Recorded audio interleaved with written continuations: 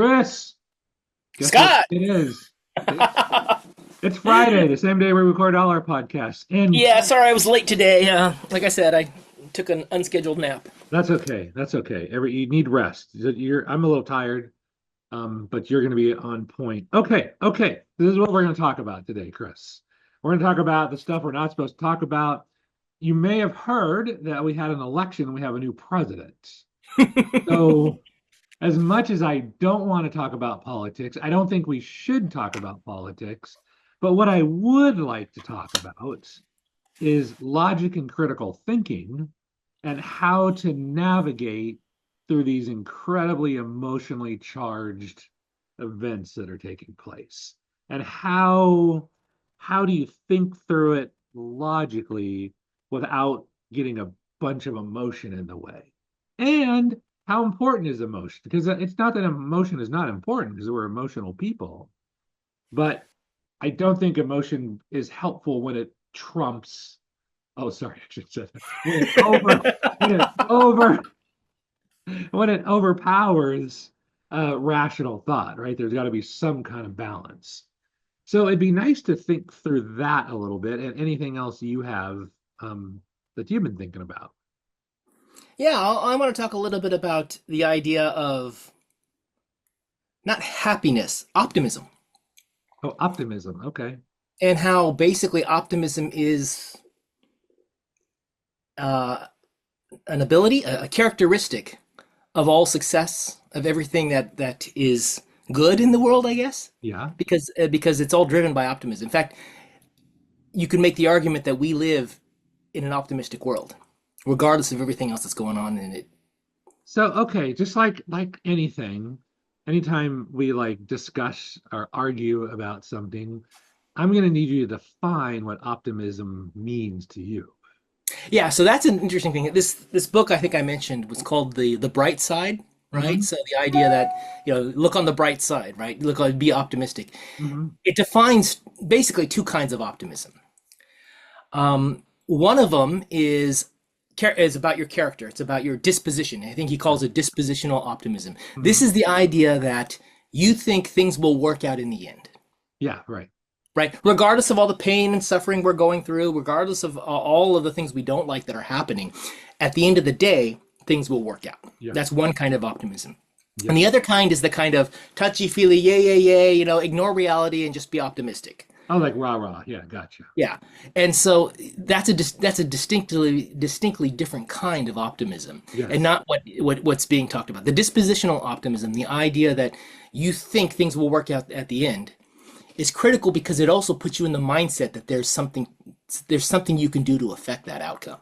Hmm. A Hmm. lot of the people who get upset or frustrated or emotional don't think they have any control in the outcome. Yeah, right. But if you're always in the mindset that you have the ability to affect the outcome, then there's no way not to be optimistic about it unless you think you're not going to be able to do anything about it, in which case, again, the mindset's different. So it's really interesting because the idea that he proposed in this book was that anyone who's ever accomplished anything basically has to be an optimist.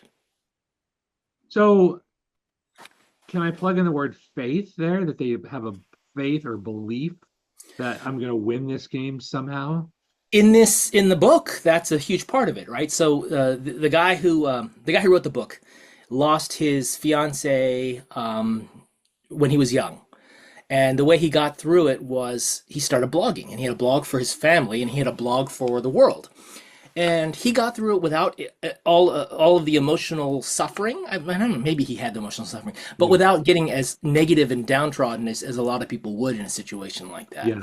And when he went back and looked at it, his blogs were his outlet. They were his way to communicate with people and to stay connected. Yeah. So his argument is about connection with people and all the things you would expect in a healthy individual Yeah. as aspects. And one of the big aspects he talks about is a belief in a higher order, a belief in something above, right? Yeah. Yeah.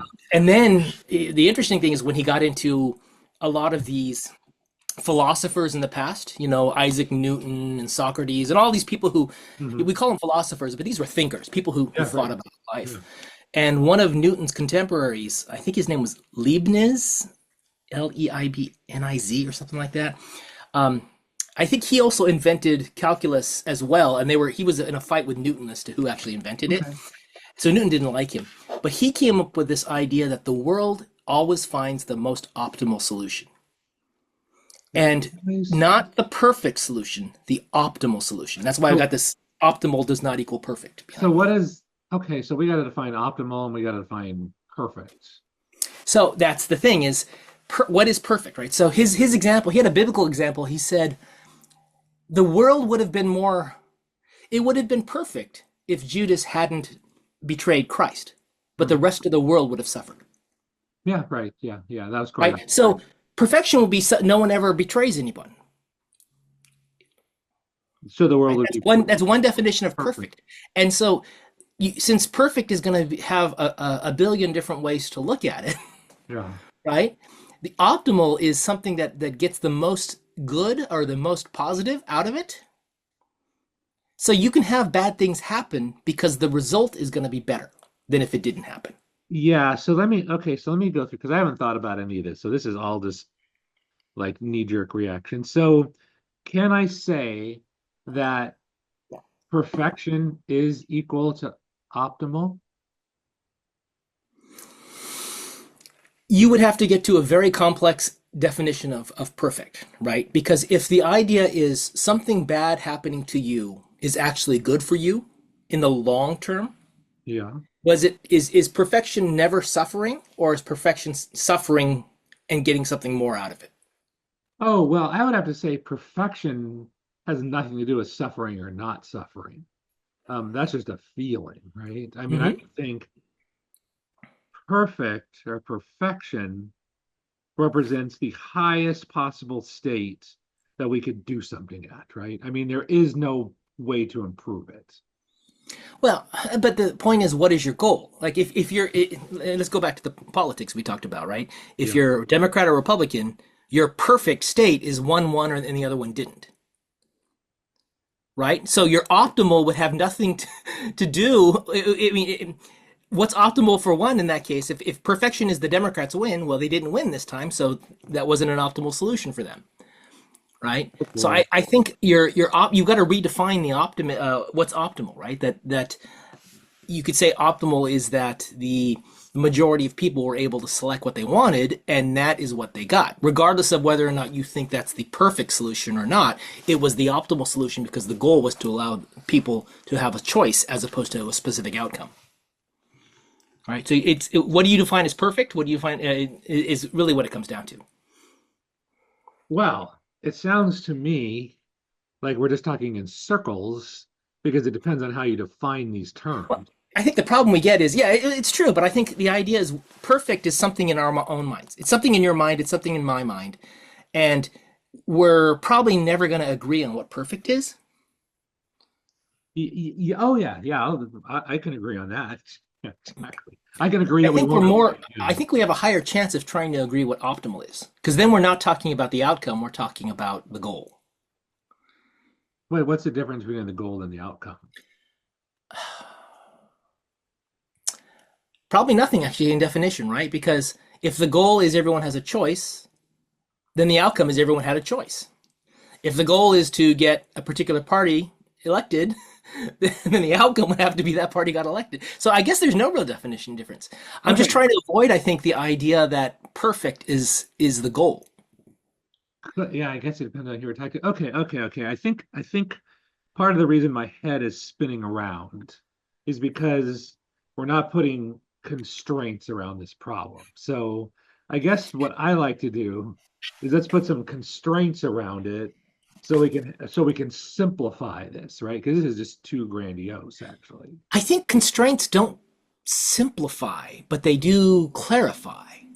Simplify, clarify. Okay, well, Right? I'll take clarification at this point. Yeah.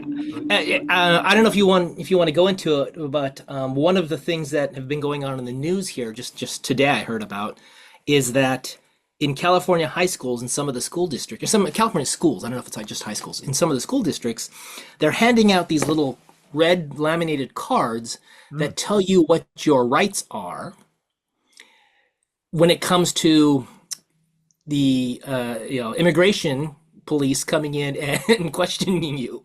Okay. And Okay. this is in response to Trump and The his ICE people. desire to deport, Yeah. but particularly this is aimed at the school districts. So I didn't know this was a particular thing that he was pushing, but here the response in California, at least in some of the school districts, was to hand out these cards. And I don't know if they're just handing it out to people that are illegal immigrants, which I don't know how they'd know because they don't ask that question here when you go to school. I guess the Supreme Court actually said that illegal immigrants also are allowed to get the same education as citizens or legal immigrants. So that's a different conversation there. But what does it do to a kid to get a card that says these are your rights in case you're questioned by the police? I mean, now the thing that goes through my mind is I don't know exactly what triggered people to make these cards in the first place, right? What facts they had. Was it something that Trump actually said that had a direct, this is going to happen in school? Or was it someone interpreting something he said into saying, this might happen, let's act on it? And I'm like, I can't, I can't reasonably say that his intent is to go into the schools and kick out all the illegal immigrant kids. But that is what's being said here in the news. So I've got to look at this and say I get what they did. I get why they did it. The question is I don't know if it was an overreaction to something or if it was actually a valid reaction. And so I can't really judge. I think it's a little crazy, but I can't really judge whether there's value in it or not. Well, this is like big. Okay, okay. I need to like kind of keep squeezing this thing down, actually. Um, this is kind of like jujitsu, and you're trying to slip away, so I need to sort of pin you down into You things. want to get a certain hold on me here and work on that, right? If you just be still for a second, I could pin you down maybe. Hang on a second. All right. So perfection or optimal is definitely in the eye of the beholder, right? You may think something's perfect, and I'm thinking, man, what are you thinking, right? I mean, did you like eat like a bad lunch or something like that? So my thought is this is so hard to define because you need some external measuring tool. You need an external reference standard that you can compare against.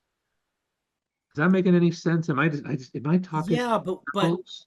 for you and I to have a conversation to come to agreement, we have to have that same standard, Yes, right? yes, yes, So, yes. so if your viewpoint is this has to happen and my viewpoint's the opposite has to happen, then there's no way we're going to make a judgment that that you're whatever you think is perfect is I'm going to agree with because I'm using a different standard, right? You're Even if gonna, we're measuring, even yeah. if the thing we're measuring is the same thing, the result we're looking for is a different result.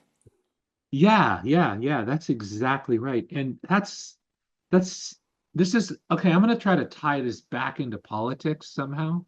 Um, so we know when I went to California to visit our family, everybody had radically different viewpoints on things.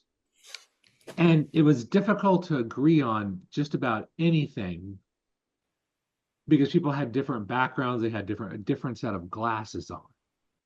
And I don't know where I'm going with this, but there was clearly no external reference standard that said this is perfect or this is reality. So everybody thought different things. And there was even comments made, which is so fascinating, that I want to believe this is true.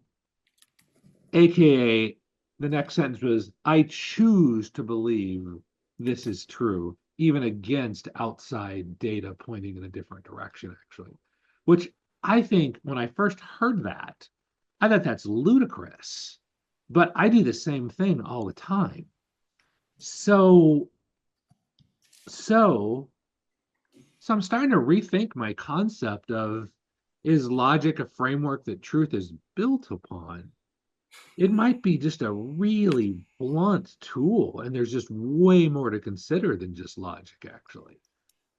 Well, so one thing that as you were talking and it made me think, a lot of people say my truth, Yeah, which to right. me, All the which to time. me is wrong.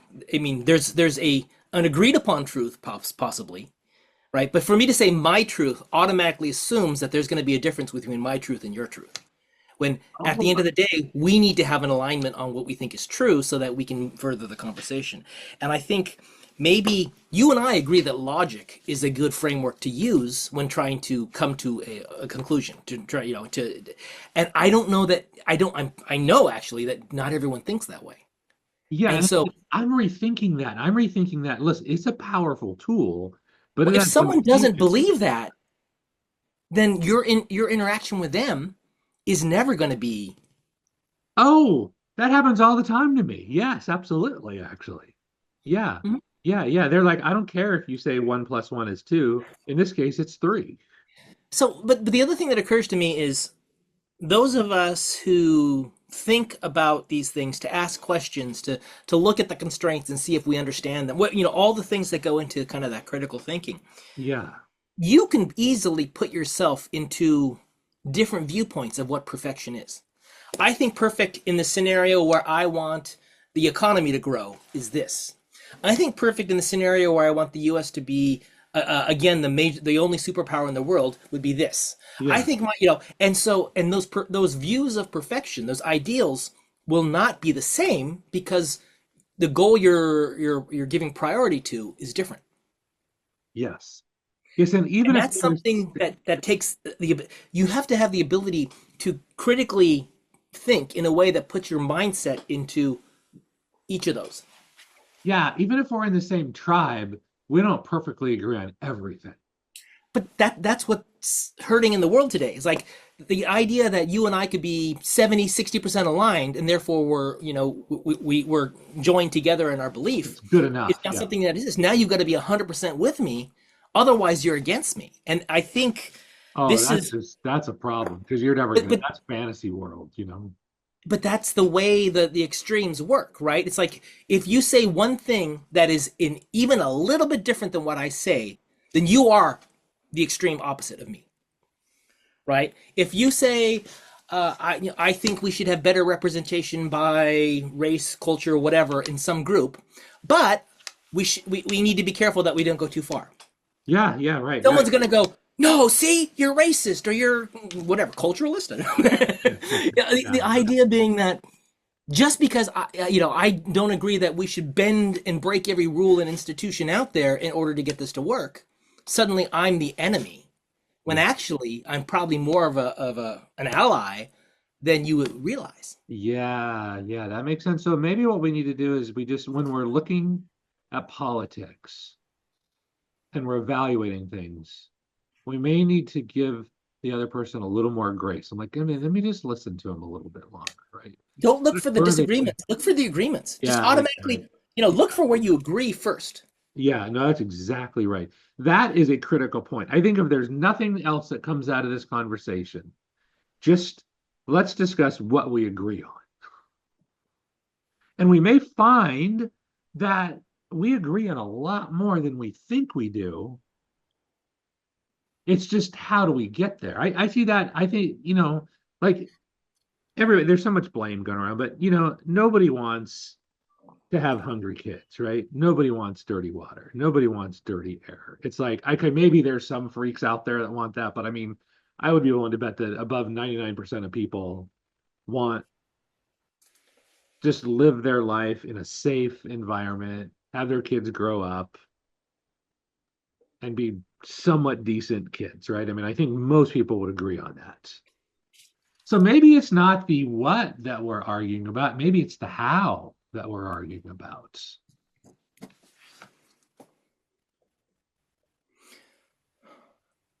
The how.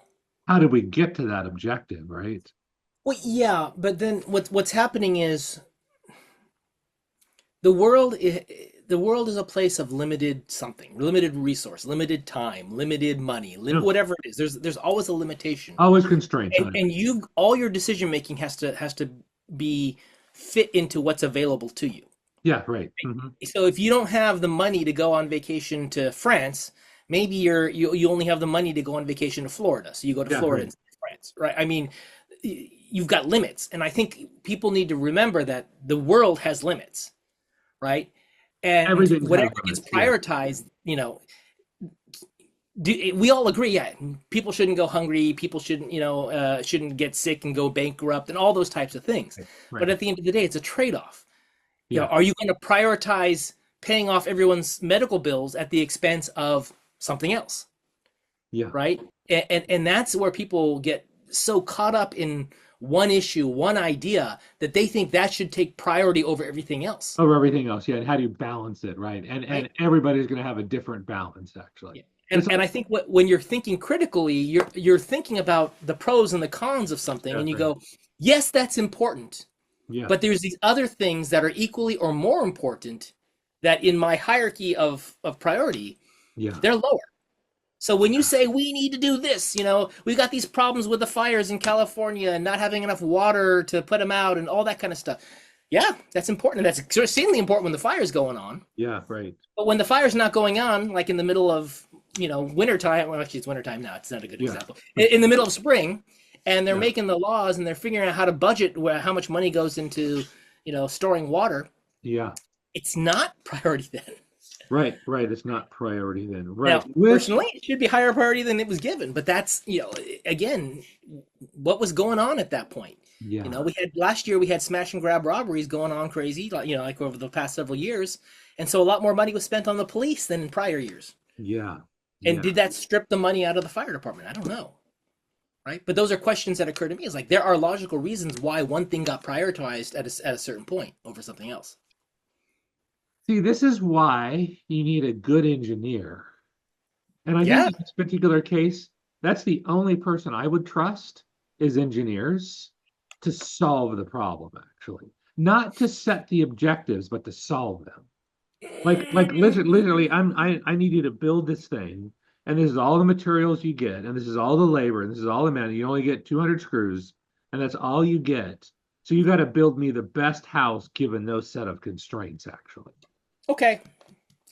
That's better than letting someone who doesn't have the skills try to put together a solution. I'll agree with that. But I've been I've been a service tech in a prior life, and Mhm. I remember having to install CNC machines, lathes, and those big things, right? Yeah, Big 10-ton machines, and you would have like a leveling bolt because you had to make the thing level. yeah. And that leveling bolt was this big, and you would use like a 12-foot wrench, 12-foot long lever on the wrench to get that thing to move. Yeah. And the engineer didn't think about that. And so the engineer would give you a foot of space to move to level this thing, Yeah, right? it's always So the this is the battle. problem where engineer will solve for what they know. Engineer was The so, and question that's is, what do always they the know? battle. Did you Yeah. give him good requirements? Or are you just kind of expecting the engineer to know things? Yeah. So yes, there's a solution there that didn't exist before. So I'll agree with I you. know. That's But always as the far as battle. as far as the perfect solution, There is no perfect solution. Yeah, that's interesting because that's the battle between like the engineer and the machinist, right? yeah, Or the machine operator doesn't care about how hard it is to level the damn thing because he's only gonna work on it when it's leveled. But the technician who has to install it, the installer is gonna have his own criteria for this. Everyone's got their own criteria and their own expectations, yeah, their own right? I criteria. mean, if no matter what policy you agree with on whatever's going on in the world, you're gonna have your own expectations. Well, and this is what sucks about that. Let me tell you what sucks about it. Because rarely do you get to connect things with ands. It's like you could have that, but then you got to Or give up a little over here, right? well, so how would you how would you address that? Knowing that everything's a trade-off, and everything's gonna have you can have this, but you can't have that. It's always the thing. It's always the same argument. What are you going to optimize for, right? No, but how do you get people to back that? Well, there's a branch of math called linear algebra that's designed for optimizing multiple variable problems, actually. So I guess So we're back to logic, maybe. you're going back to logic and science, and I think the answer is not that. I think the answer is in feelings and communication. I think it's all in leadership, in the leader's ability to come up with an image in their mind, to come up with an ideal, to come up with a goal, and to express that in a way where people buy into that and accept the limitations and the trade-offs that are there.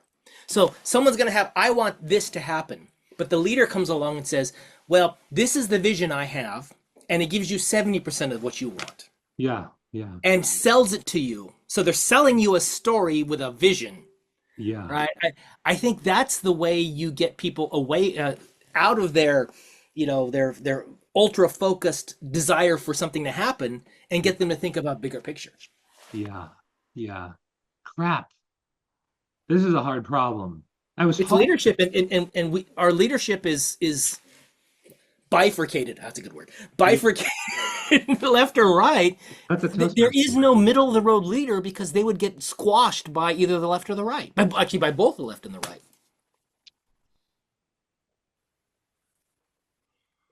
The Yeah, money is from the left and the right. That's where all the political money comes from, right?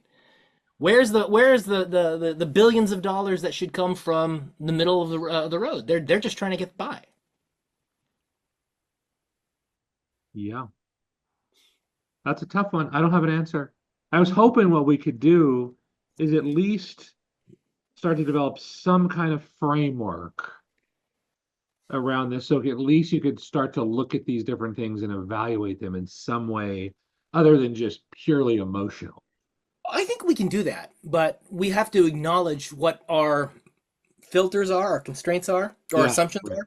Yeah, we have to And acknowledge that one too. of our assumptions is that it is better to think logically about something, to critically think about it, than to react emotionally. That's something that you and I both agree on. Yeah, yeah, That's a premise, a principle, or whatever, a baseline that we need to I think open up with and say these are the three rules that we follow in this thinking or something like yeah, that. yeah. Right, right, right, right. The three rules.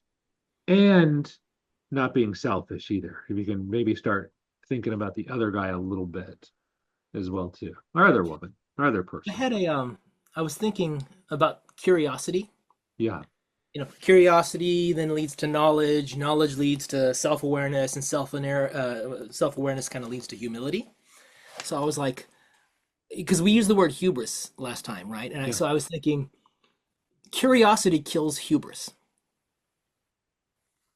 Define hubris. Hubris is being Ego. full of yourself, Oh, ego, fully yourself. Ego. thinking more of yourself than deserved. Yeah. It's so funny. I just ran across a word. It's very similar to ego. I can't remember exactly in Greek. And the definition of ego, it equals to I, which is so interesting. I thought. I'm like, oh, that makes Yeah. sense. So instead of prioritizing just for yourself, you should start thinking about other people as well too. Which, if you do that right, you might be willing to take away something that makes you happy to help somebody else be happy. And you might actually, if you do this just right, increase your overall satisfaction. It's one of the things when I find someone who's totally self-centered, I It's, find that it's gross. everyone looks through the world through the way they think they Of themselves course. are, Right, right? right. If you're self-centered, you assume others are self-centered, Yeah, yeah. right? If you're one to sacrifice, you assume everyone's the one to sacrifice, right? Yeah, that could be a mistake. That could be a mistake. Yeah, And I think that is, yeah, like when I'll go to someone and I ask them a question, yeah, um, why do you think that, or where's that thinking coming from, or what are the facts that you have to back that? yeah. A lot of people assume I'm going to attack them. Oh yeah, yeah. That's the start of an attack. Yeah, And so exactly. they're like, what do you mean? Or why do you ask? Yeah, And right. it's like, I need to say, because I need to understand you. Yeah, It has nothing to do with attacking you. It's understanding you. That's where I'm coming from in that. Because I yeah, want to be understood. I want to understand you. And I think that a lot of people say when someone has hubris, it comes from an inflated ego, an inflated self, or an over self-centered viewpoint. And I yeah. think that's That's the why. way they see the world That's why everywhere. you. That's why you got to ask questions very carefully, right? You don't ask, "Are you sure?" Because that forces them into black and white thinking, and it forces them into something that's very uncomfortable. And Mhm. then later they know you're gonna. Well, you said that this was gonna happen, right? So now there's blame coming back. As opposed, a better question would be, "How sure are you?" How sure are you is another thing, but that's also But it's to a a certain better extent. question. It's a better question. Is there a way to ask someone for that that accepts that it's their opinion, even if it's unfounded. So like, if you say, I got nothing to back that up, it's just a gut feeling. If I say that, is that okay? Can you ask me a question where that's the answer I give you, where that's an acceptable answer? Well, for me, I would prefer that answer, right? Because Because, I'm getting closer to the truth, right? Mhm. I think I told you about this years ago when I was listening to talk radio. One of the there were two hosts, and one host was wanted to get I think it was a Cadillac Escalade or one of these big SUVs, Hmm. and the other guy was saying just get a minivan. Yeah, And the guy's going on and on about how great this SUV is. It's safer. It's this. It'll yeah, hold all these kids. It'll do whatever. And the argument back was, no, the minivan's safer. It yeah, has less chance of rollover. It gets better gas mileage. It holds more. I mean, all of the metrics were such that the minivan would have been the more practical solution. yeah, yeah, yeah. And finally, the guy broke down and said, "I just want it." Yeah, we just want that is At insane. that point, you can't argue anymore. It's No, what you I want. can't argue anymore. That's right. I had this brief stint of working at a gun store, and it was Hmm. interesting because I would ask people, kind of using the Chris Voss thing to like not just saying yes, but it's like, how do you justify buying this like $2,000 gun when this 300 one is almost the same thing? It would do the same job. And the one guy gave me the best answer, and he said, "Well, I don't think I have to justify it. I want it and I have the money." And I'm like, that's the best answer I've ever heard before. Hmm. Because who freaking needs 50 guns? I mean, I mean, You got two you know, hands, right? what what woman needs 300 pairs of shoes? You know, Yeah. in her mind, I need these, right? Because, and then you ask her without putting her down, she's like, listen, I need this for this outfit. I need this color and I need this shape and I need something comfortable. And typically a woman will give up comfort if it makes her look good, actually. And she, this is more than a want. This is a need for her because she needs to feel a certain way. Okay. I love the answer, but now I'm gonna try to turn it back here and say, Okay. but shouldn't you build Oh, I don't want to wait, say logic. don't Shouldn't you should on build me.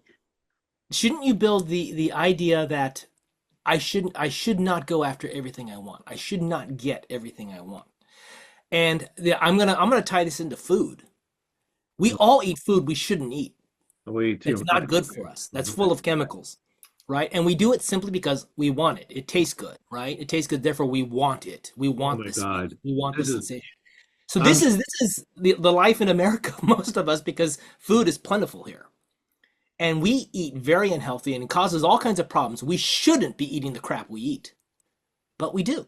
So to me, there are some things that you're allowed to do what you want and say, hey, it's just food, it's just a meal. I just happen to eat what I want every day for years at a time. I'd say this kind of goes back to stoicism. yeah, yeah, yeah. The idea that you should be able to limit what you need, I guess, maybe. This is such a big deal. This is something I'm totally having to confront myself with right now. Hmm. Is is I'm focused more on my short-term gratification than on my future self. And it's not that you sacrifice one for the other, but there's some sort of balance, right? It's not all now and nothing in the future. There's got to be some kind of balance. And I'm working through that. And my thought is, well, I'll start tomorrow, or let me just have this thing now because I want it right now, because I want my little dopamine rush now instead of waiting till tomorrow. Yep. That's what I'm working on. And that's freaking hard to do. Yep. I find myself thinking I'm not going to do that, and half an hour later, I've been looking on YouTube for half an hour watching stuff. So, So what are we just basically just grab ass amoeba drug addicts is all we are? Maybe that's just what we are. Maybe Maybe we're not that important in the world. Yeah, I think though, I was listening to a podcast yesterday that got very interesting. It was talking about how should we allow freedom of speech to bots? A lot of what we see online is produced now automatically by AI or by other Yeah, bots that are out there that are yeah. feeding us information that, puts us in our little echo chamber or whatever. And the idea was they were arguing whether or not social media should have to follow the same slander laws as like a newspaper, Mm.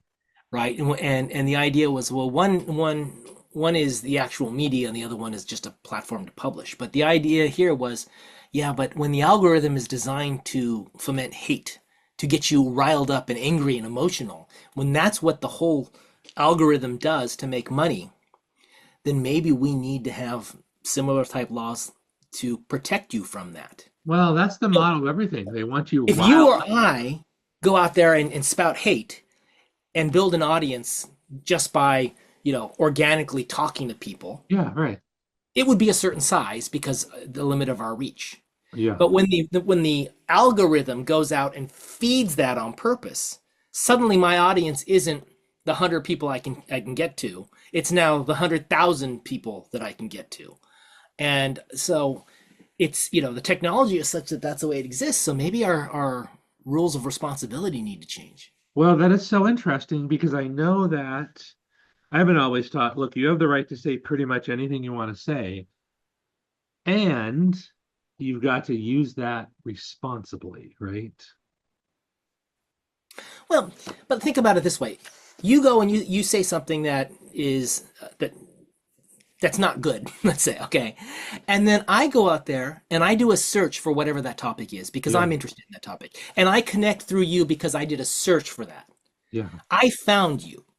That to me means you've organically captured me as part of your audience. yeah, right. Whereas if I go online, I do that search once, Yeah, and now it starts automatically feeding me all the tens of thousands of people online who have that same feeling because they want more clicks. Suddenly, it's not about the reach of a person anymore. It's about this you're being fed stuff without even realize you're being fed stuff. well, let me ask you a question then. So who's to blame? The drug dealer or the drug user? I would say right now, the drug dealer. In the entirety of it, it all comes down to the drug user. Because you're always going to live in a world that has things that you shouldn't have, and your ability to grow around that is going to be based upon you, right?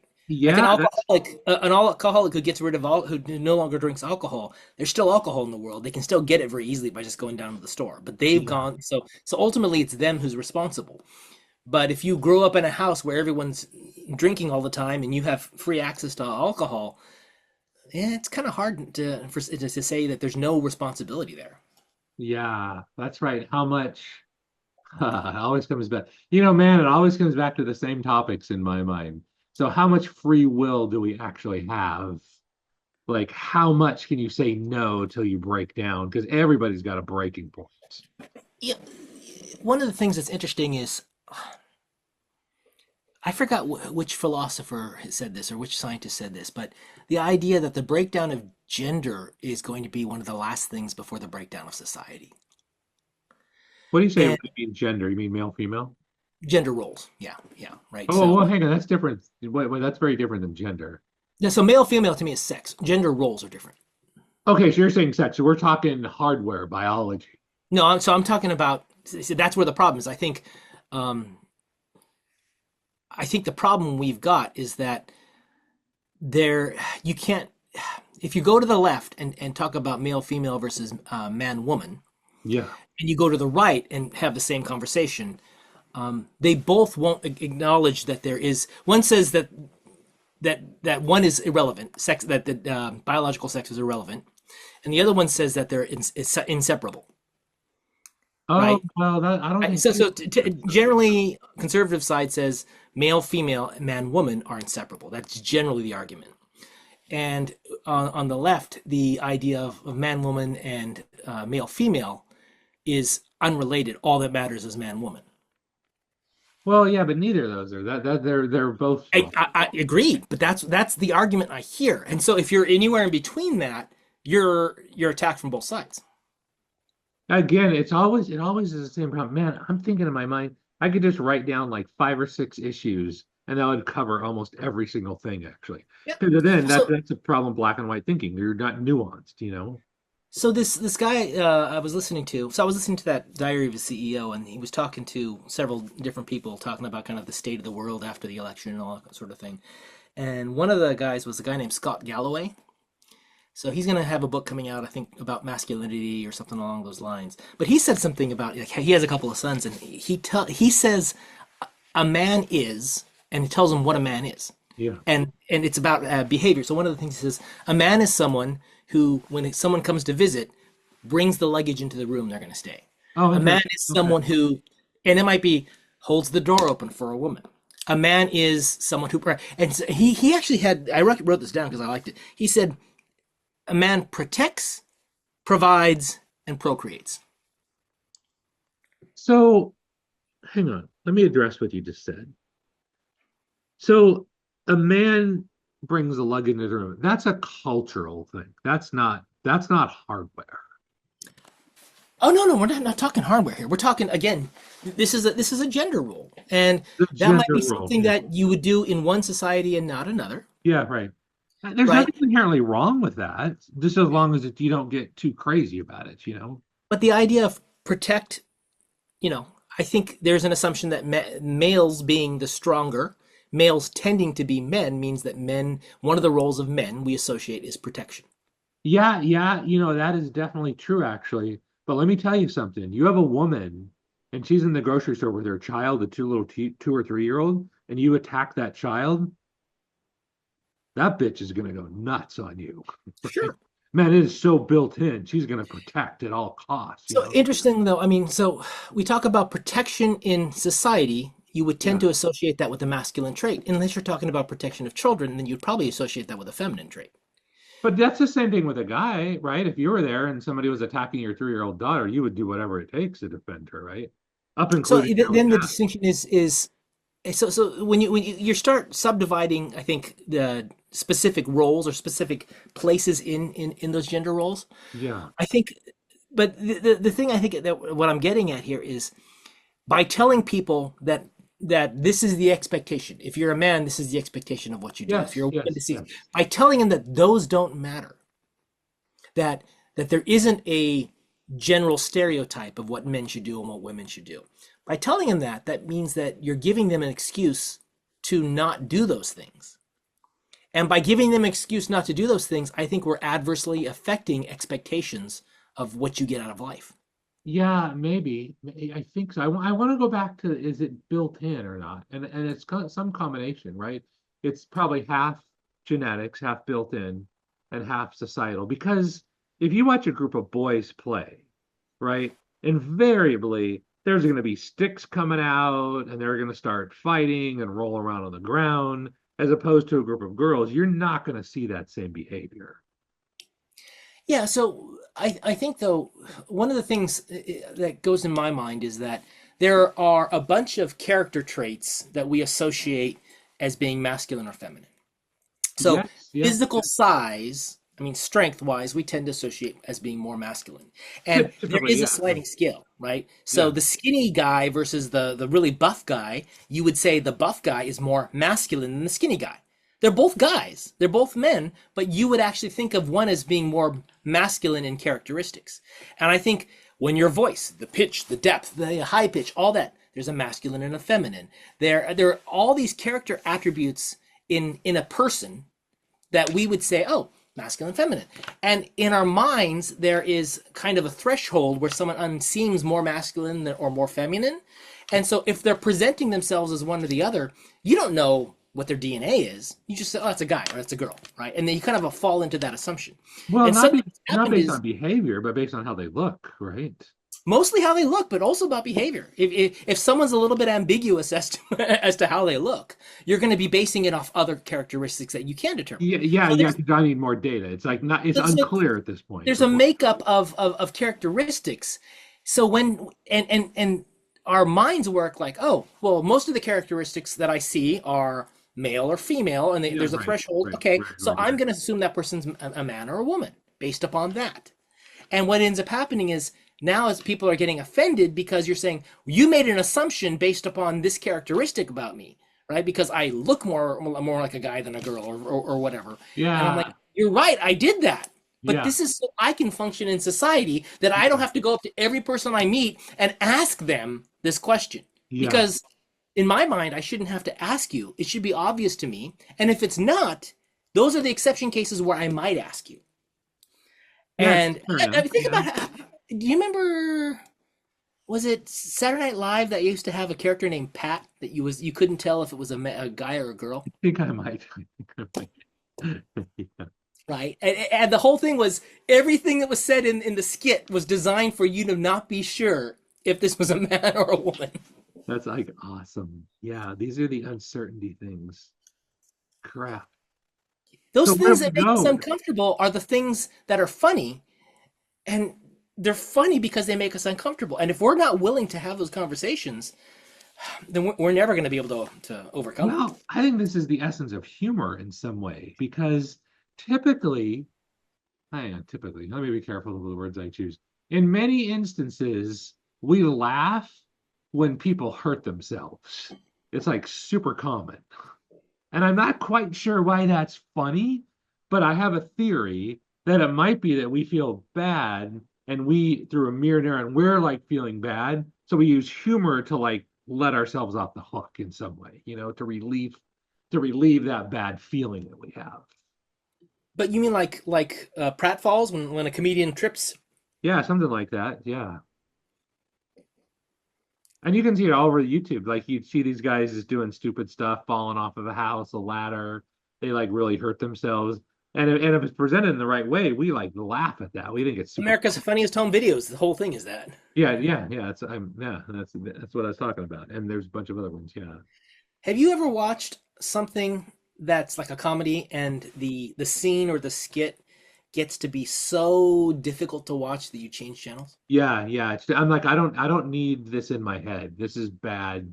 This is bad food for my Well, head. and sometimes it's not particularly controversial. I remember watching Michael J. Fox when he was on that was it Family Ties TV show, Yeah. and he dressed up in a tutu with his I think suit top, is like a blazer, and and he was carrying his briefcase, and he was trying to impress a girl or something like that. And I got so embarrassed for him, I had to change channels. Oh, it's so amazing. You couldn't take the pain. I couldn't take the embarrassment of seeing him do this, so I actually changed channels. Came Yeah. back about half a minute later once that particular thing happened. We are, we are, as humans, I can't find the right word. Help me finish my sentence. But we are like, Empathetic. yes, we're that, but we're also so goofed up. We're so complex. I mean, imagine like Vulcans. Vulcans are supposed to be very, very logical, right? And apparently they were super emotional before, and they had really bad things were happening. So they're like, look, we got to stop this emotional stuff, and we got to go way all the way over onto the logic side. Can you imagine them and coming and looking at us? They're like, these people are freaking idiots, actually.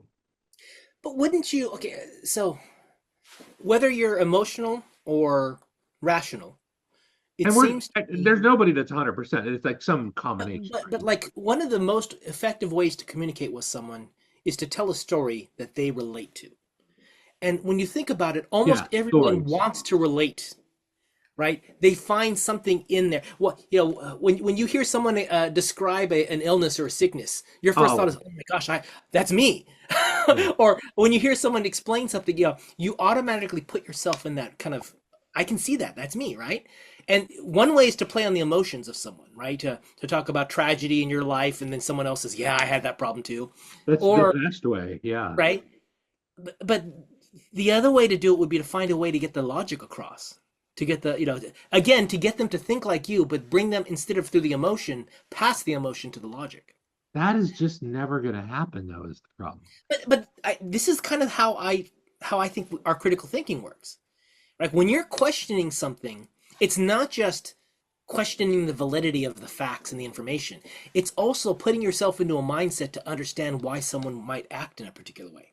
So when you hear someone did something totally crazy and off the wall, you put yourself in, okay, if I were them, what could be going on in my mind that would make me make that decision or take that Oh action? yeah, that's a tough one actually, because we're making judgments with limited information, which is what we do all the time.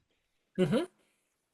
It just occurs to me that people have a desire to align themselves with others. It's Oh, part of oh, our, oh, oh, it's yeah, yeah, it's built in. We have to work together because otherwise we may die if we're on our own. but making yourself do that without accepting everything as is, I think is part of it. It's like, okay, someone did this thing. I know they did this thing. Let me figure out why they might do this thing. Yeah. Well, I know from a marketing standpoint, you you use logic, that's important, but emotion is the most important part of it. But you typically, though, have to hit every point, right? If you're doing a well done presentation that you want to go to a wide audience, you got to use stories, logic, emotion, everything. And there's no one technique that's going to get everybody.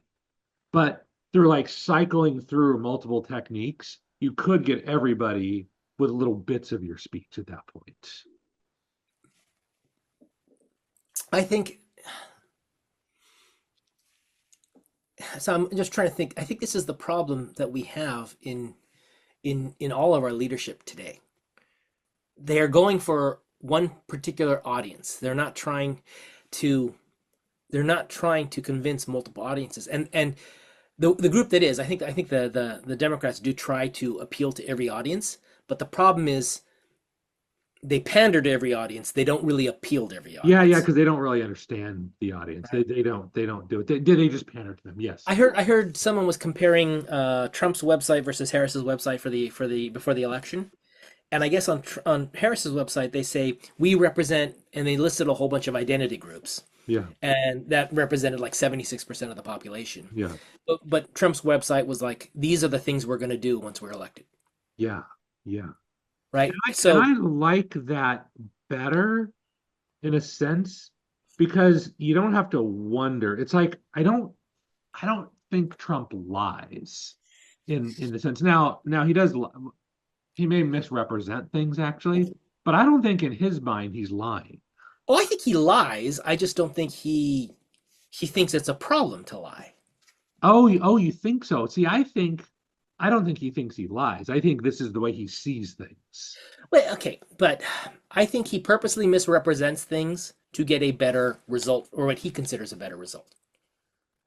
And I think by purposely misrepresenting something, like stating this is what we're going to do, and using that as a negotiation tactic, Oh, he does that all the time. That's his yeah, like that's lying. number one technique. But it's like, we accept certain kinds of lies. I mean, we generally accept white lies, right? Because We to accept preserve them. relationships. Yes. So Yes. he's got a different threshold of what's an acceptable lie. So Yes. Yes. so if you're going into it saying the president cannot lie, is that your viewpoint of a president? Then he lies all the time, and he just doesn't fit your image of a president. If your image of a president is they'll negotiate the hell out of things and misrepresent things on behalf of a certain group, maybe he's perfect for that. If that's the way you view someone who's in that role. Well, and he's very clear about that. He's very clear that America is first, right? We're number one.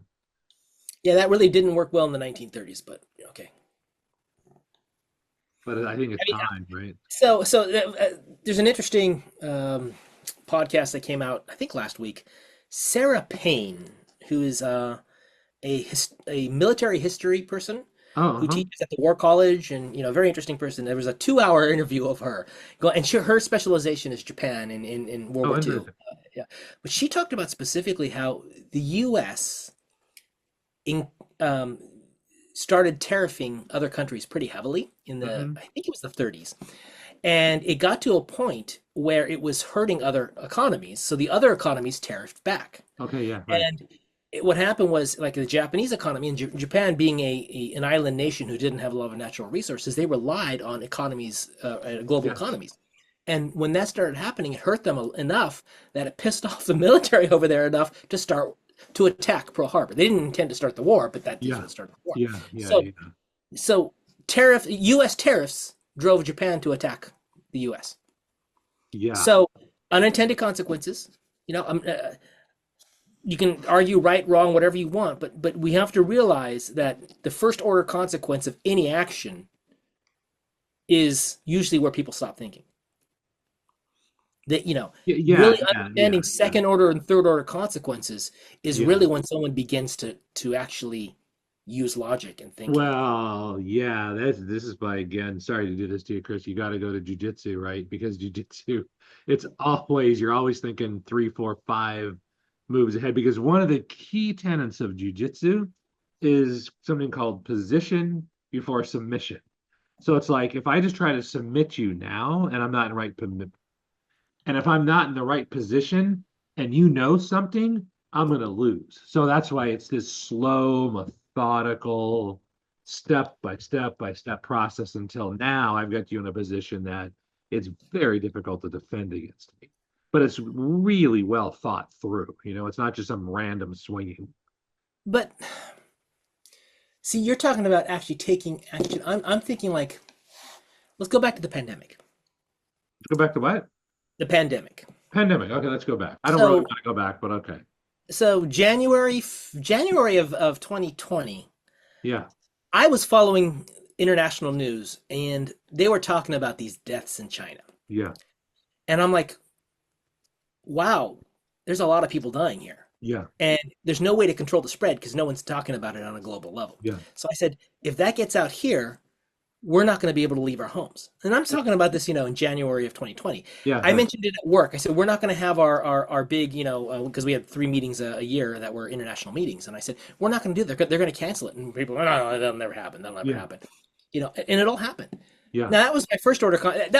Maybe that's a second order consequence. What would happen if we have to stay at home? It means our meetings have to cancel. Yeah. Another second order consequence, people will work remotely. Yeah. Now, what's a result of people working remotely? Office space becomes useless, Yeah. Right. and commercial real estate took a hit because of that. Right? Big. What else Yeah. is happening?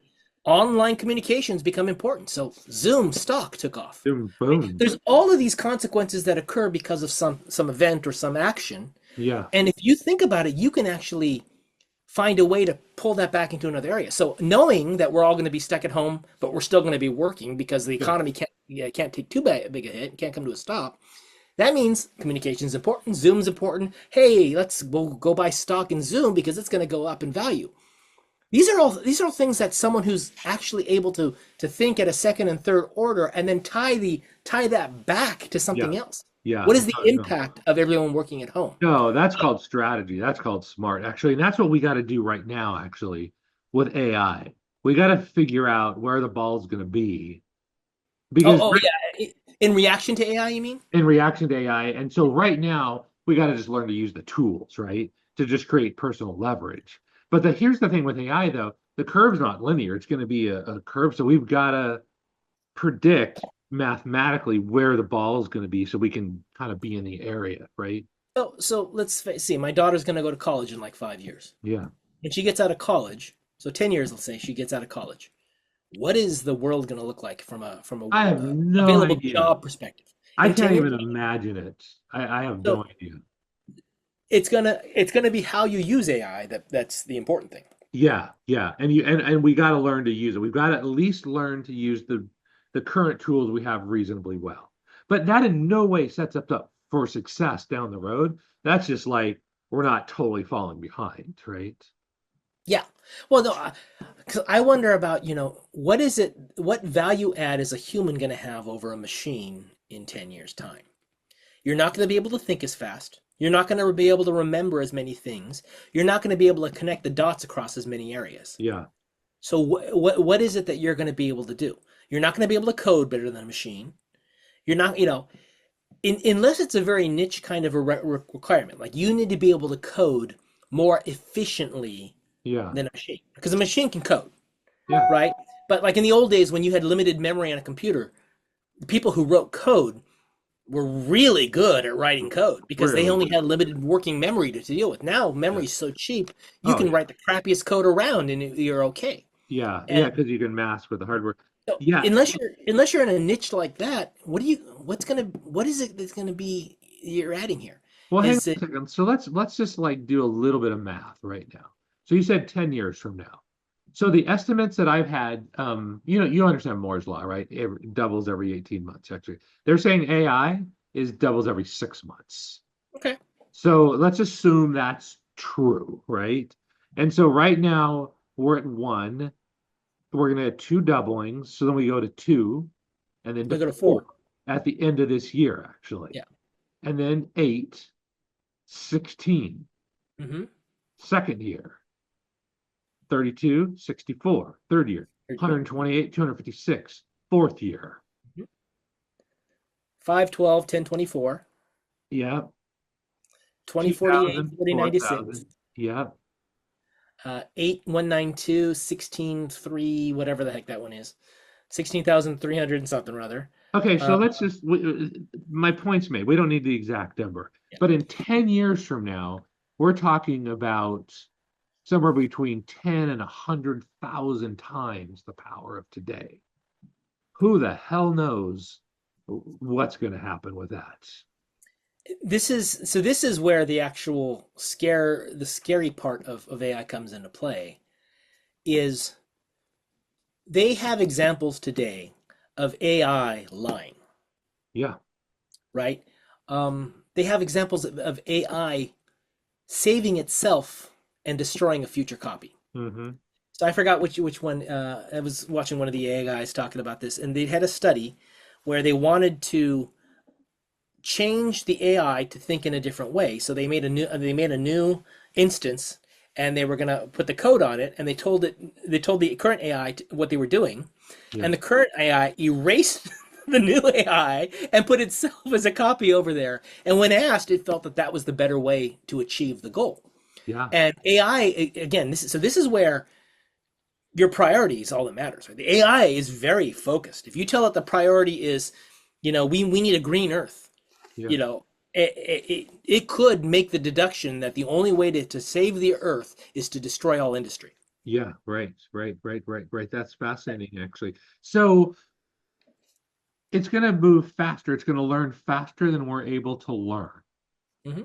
So I think the only thing we can do, or the most optimal path that we could take, is to learn as much as we can about AI right now. So in jujitsu, right, the best way to defend against a technique is to learn the technique Hmm.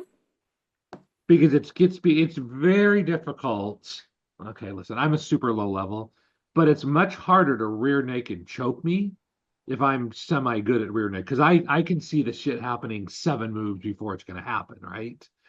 So it's harder to get me. Man, if you don't know anything about jujitsu, you are just toast. You don't even see it coming, right? At least with jujitsu, at least you'll see it coming, which maybe that's worse. I don't know. But at least you have a somewhat of a chance to defend against the worst part of it. So in my mind, the only possible outcome, the what was that word? Optimal to maybe near perfect path moving forward is to learn as much as we can about AI, is to have as much logic and critical thinking as we can, to be able to speak and communicate and lead and articulate as clearly as possible.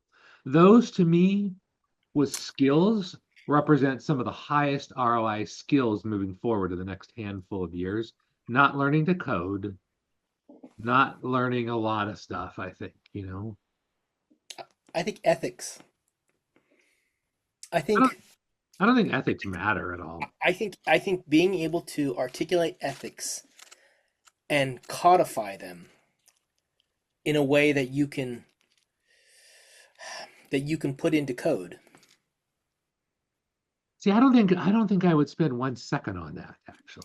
See, the thing is, I think if you don't do that, the machine itself will not develop an ethic that is aligned with human behavior. Yeah, yeah, but nobody's going to do that. Everybody is always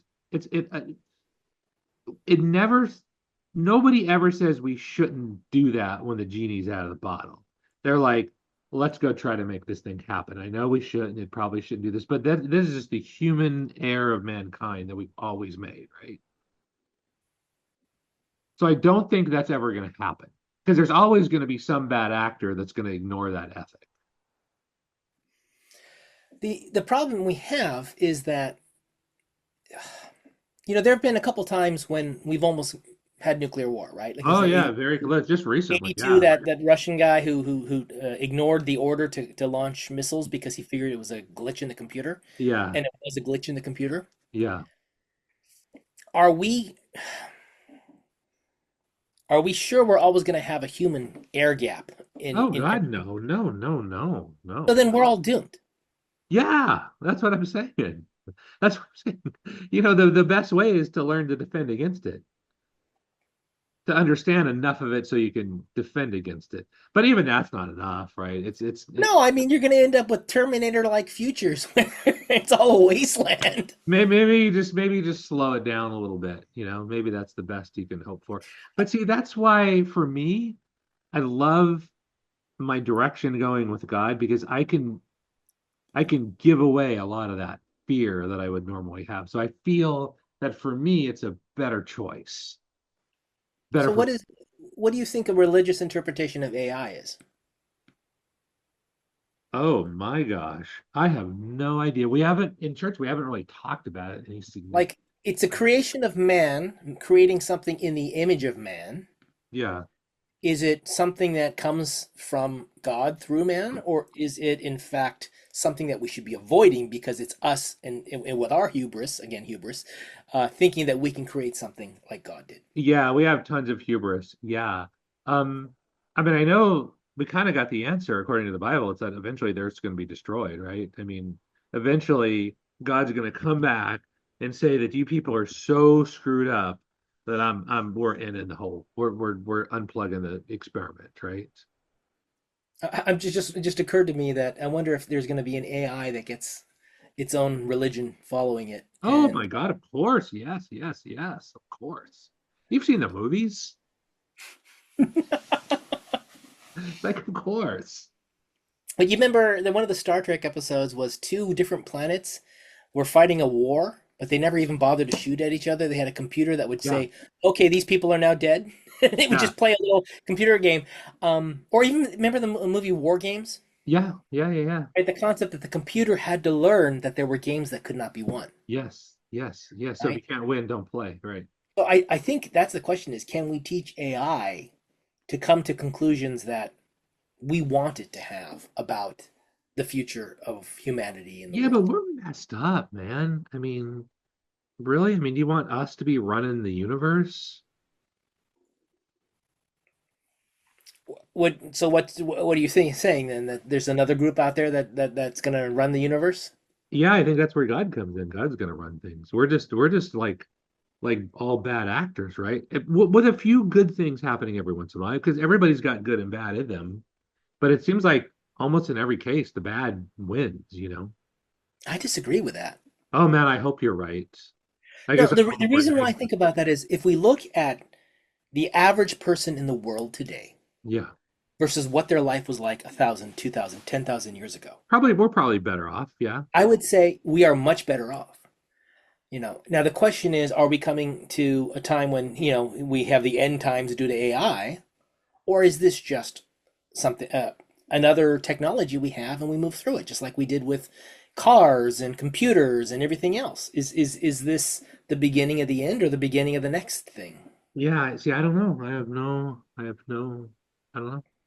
Yeah, really and I've been thinking, don't. we talked about that idea of creating personalities on an AI, like uploading a bunch of stuff, Yeah. right? Because Yeah. Notebook LM allows me to upload a bunch of information. Yeah. If I Right. were to take all the writings of Mark Twain, Yeah. and or let's pick someone more modern, right?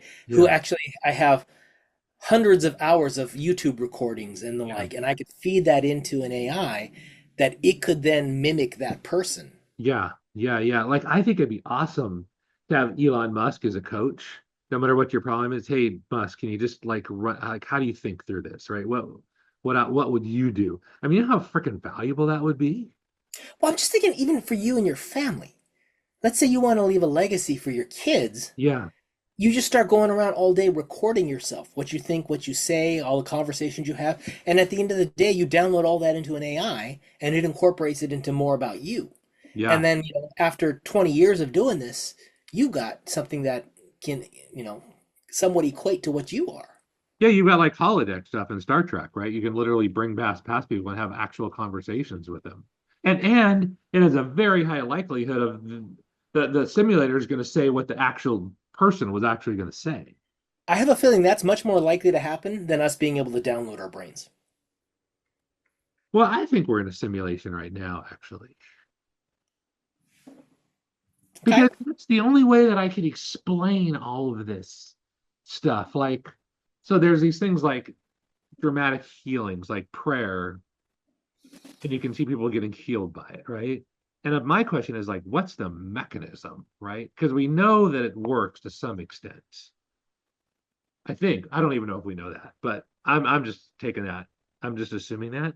So it's like, what if there's this collective consciousness that enough people are collectively conscious about something, and it could be anything, it could be hate, it could be love, it could be anything that literally through some crazy force actually changes our environment. I've got an example that someone brought up, oh gosh, when I was a kid. And his was the argument, and I think you've heard other people talk about this. If enough people believed that an airplane would not fly, it won't fly. Now, scientifically, that doesn't make sense because we all understand, airflow and the foil and the lift and all that kind of stuff. But at the end of the day, if the whole world believed that the plane wouldn't fly, would it? Well, I don't think we would even try to make one, would probably be the outcome. Yeah, and I think most people had no opinion, so it's hard. It's hard to have. So the first person who made something fly, they had examples. They had paper airplanes or some other things, right? There's obviously things that fly. Birds flying Exactly. around So we everywhere. knew that it was something that could exist. I don't know the concept that if the world believed something, it would be that way. Is kind of what you're saying. Well, no, because there has to be a filter. I'm saying, what am I saying actually? I'm trying to even clarify my own thoughts, to be honest with Let me ask you this: someone who's on one end of the political spectrum or the other, you. Right. and claims all the stereotypical things we associate with that. Of course, right. Are they living in a reality where everything they think is true? Are they So living in a someone reality? who believes in systemic racism and the US as a racist country and all that kind of stuff, which is one side of the conversation, that's the world they see. That's the world they interpret.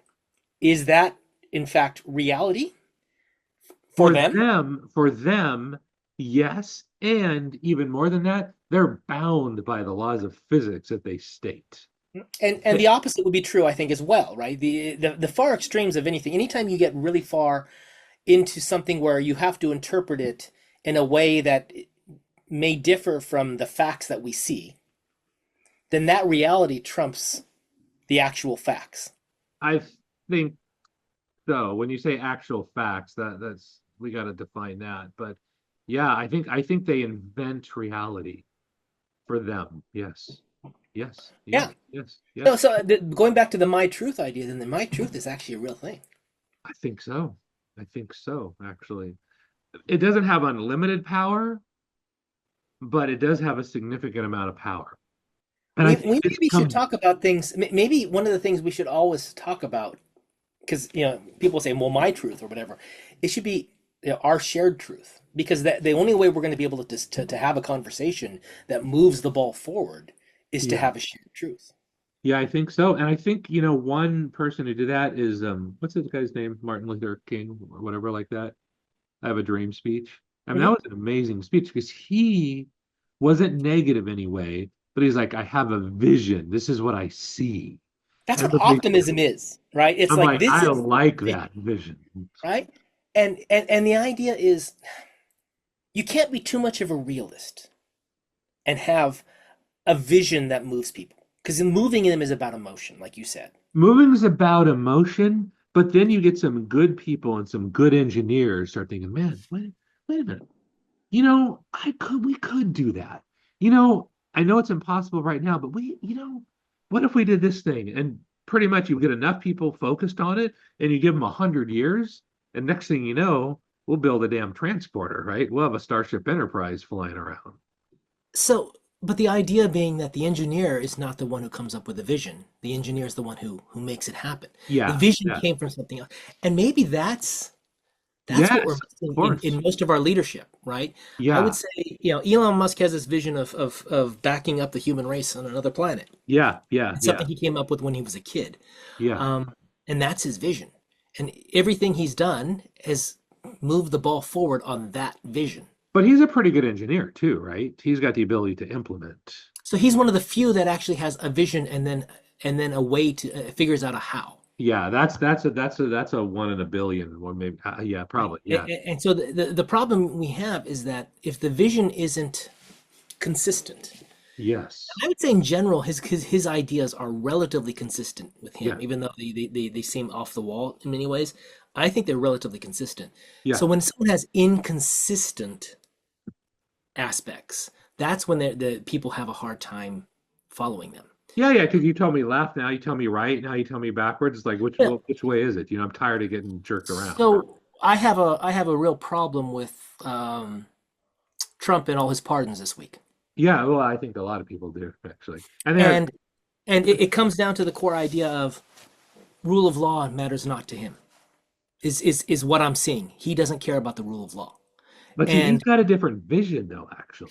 so okay. But let me follow my logic on this, and you can Okay, take it let's apart. go. Yeah. So he didn't value the rule of law for people who caused harm. Now, admittedly, there's a lot of people who may have been caught in the middle, but there were Yeah. some people who caused harm, and some of them were sentenced, and he got rid of he pardoned them. So basically, that rule of law didn't matter. And when rule of law doesn't matter, I'm extrapolating then he doesn't see the laws that were created by the majority rule of the United States, the citizens and the representatives, all the laws that we have, good or bad, they were done by the governmental bodies.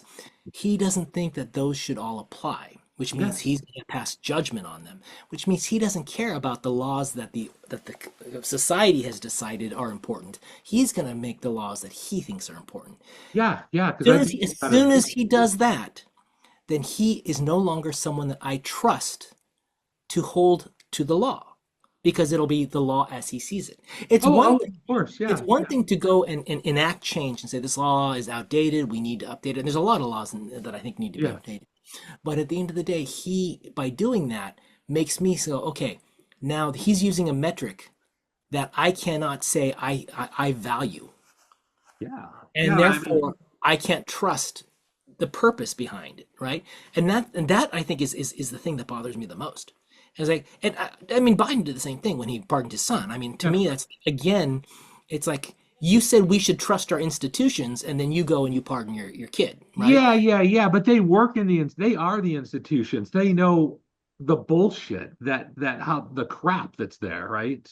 They But so this understand is so that. this is another thing that woman who's a military historian said was World War I. We lost so many people, and in all the industrialized world, everyone who was part of World War I lost so many people, and they were 20 years older, 30 years Yeah, older during World War II, so they remembered.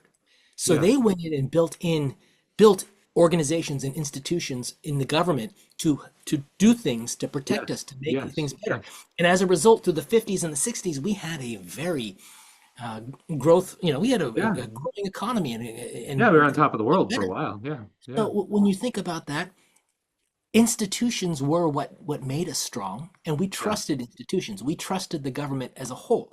yeah, Individually, maybe not, but we thought that the government had goals in mind that were moving forward.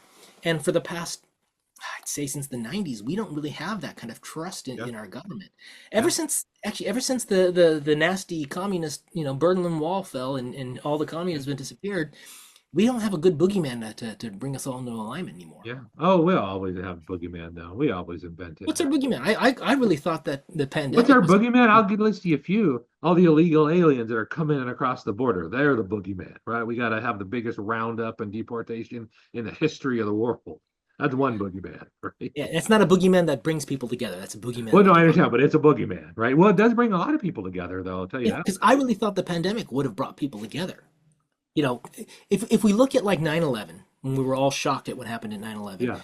generally speaking, a lot of people agreed with the US doing something, and Oh my we were in God. pretty good alignment, right? Yeah, yeah, yeah, yeah. But then the pandemic came along, and the way that played out, um, and the way it played out was it was in such a way that at the end of it, we trusted our institutions less. Yeah, yeah. Well, because they fuck us over all the time, always, right? Because it's always been. Mhm. You remember? I Well, want to go back to that moment. I was kind of so excited. I got emotionally moved. Remember when George Bush, the president at the time, was up with a megaphone on the building that these people knocked down? I can't remember the exact words, but he was saying, "No, the people that knocked these building downs, they're going to be hearing from all of us pretty soon."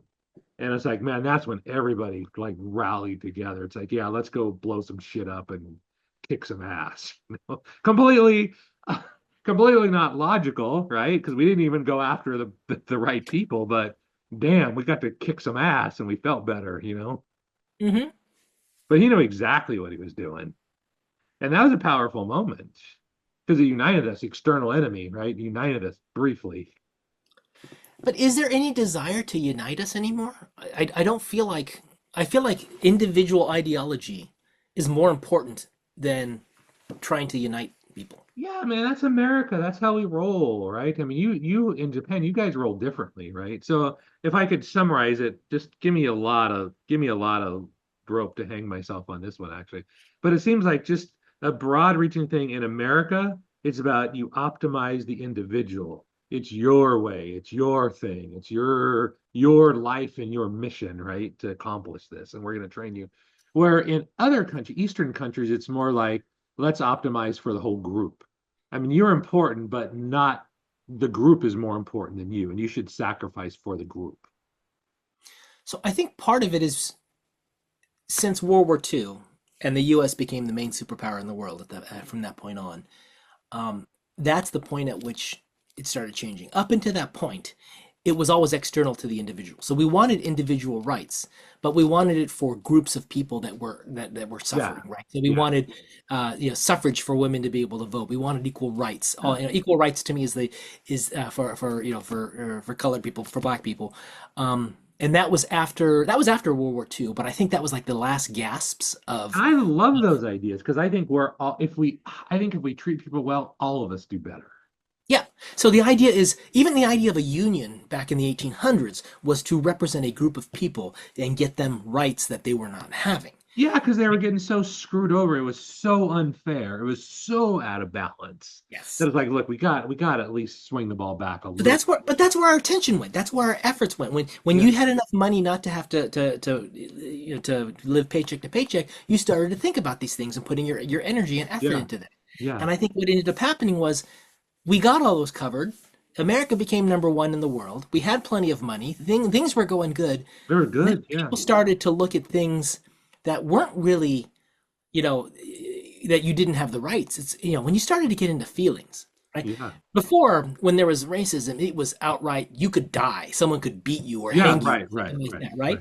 Nowadays, the idea of racism was like, oh, well, this law didn't let me in, or there's not a representation. I mean, I'm not going to say that there's not something there to the argument, but to equate that Oh, yeah, it's to be crazy. getting lynched, Yeah, that's a is different not the thing. same thing.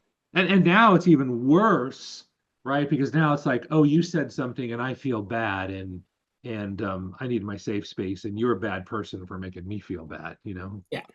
As opposed to, living in a time where if you said you made me feel bad, they're like, well, I'll make you, I'll make you really feel bad. Oh my God, how many times did my dad tell me that? Oh, you're crying. I'll give you something to cry about. See that belt hanging up over there? Yeah, those are Yeah, different I times. remember the first time because I didn't, my dad never did that when I was growing up, but I remember we lived in one house, and across the street was this family. There were like six kids over there, and it was a black family, and the son was a couple years older than me, so I made friends with him. And the first time I ever heard of someone getting a belt, and I'm like, "What do you mean you're getting a belt? What are you talking about?" His dad got angry at him and punished him by using a belt on him, and I didn't know what that was. Yeah, yeah, yeah. Well, I can tell you all about the belt, actually. It was Well, brutal, man. I learned a lot from that family. I learned the I never heard. So this is a product of the '70s. I never knew what the word bad meant as a word for good. Oh, Like interesting. Oh, bad, yeah, yeah, right. right? Yeah, And yeah. I'm like, what's wrong with it? Yeah, exactly. I see that. Yeah. He's talking about how great and how cool it was, and I'm like, I don't get it, And So it's like, oh, it's like sick. Oh, man, that's sick, man. It's like, yeah, whoa. I was like 5 or 6 or something like that, and I just heard that word, and I'm like, that's not. I don't get it. So But I think everything's on a pendulum, right? So it seems like the whole woke kind of thing and the DEI thing, now it's coming back, and we're probably going to go too far in the correction, right? And then it's going to just, is this what it is? We just swing back and forth, well, to the interesting. extremes. I mean,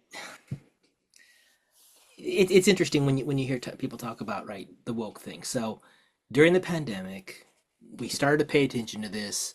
We had people getting offended by what's his name who got down on one knee during the Star Oh Spangled yeah, Banner. yeah, yeah, yeah, yeah, You know, all this stuff was going on, and basically people were getting canceled. yeah, And so companies were like, we don't want to get canceled, yeah, so right. we need to Gotta show be safe. that we're at this. And so they told their HR departments go fix this, Yeah, and the right. HR departments went off and spent a whole bunch of money doing a whole bunch of stuff, hiring a whole bunch of people for a field of science, Yeah, psychological science, whatever yeah, right. that's pseudoscience, it's whatever science they call it, um, that didn't really have a lot of Yeah, scientific background to it. but Right? it There are sounded some good. sciences, there's some studies in science that you do that don't have a lot of science behind it. Yeah, right, right, right, right. But it's got a good story, right? I mean, at the surface level, who would argue against DEI, right? No one. I mean, I'm like, that sounds pretty good to me until you see the implementation. I'm like, wait a minute, that's what are you doing over here? Everything always falls apart in implementation. Yeah, yeah, It, exactly. rarely is the idea behind something that goes wrong the Yeah, reason it went wrong. yeah, The right, right, idea is right. usually something we can all agree upon. Yeah, yeah, but it's the how. It's like which I want to go back to my point again. I think we typically agree on the what most of the time, but it's the how we're going to get there is typically the argument. I think. Yeah. Yeah. I think that's why we just need some good engineers. I just trust engineers actually more than I trust other people Yeah. actually. So Because you can it talk to an engineer, right? You can't talk to like a woke person. no, but I was thinking about this desire that Trump and Musk want to do about becoming more efficient, the government becoming more Yeah, efficient. yeah, and it's not a bad thing to become I efficient. mean, it makes perfect sense to me. I think the Yeah, government wastes a lot of money. of At the course. end of the day, what is your criteria for funding something or not funding it? So, and in this case, specifically for funding research, is Yeah, what came across yeah. my mind is we look at the 1940s, the 1930s when the U.S. government was funding research that helped us win the war, Yeah, that right. helped gave us technology like the microwave and other things that we Oh didn't have yeah. before, Yeah, right? solid It, stuff. Yeah. it really impacted our lives. Yeah.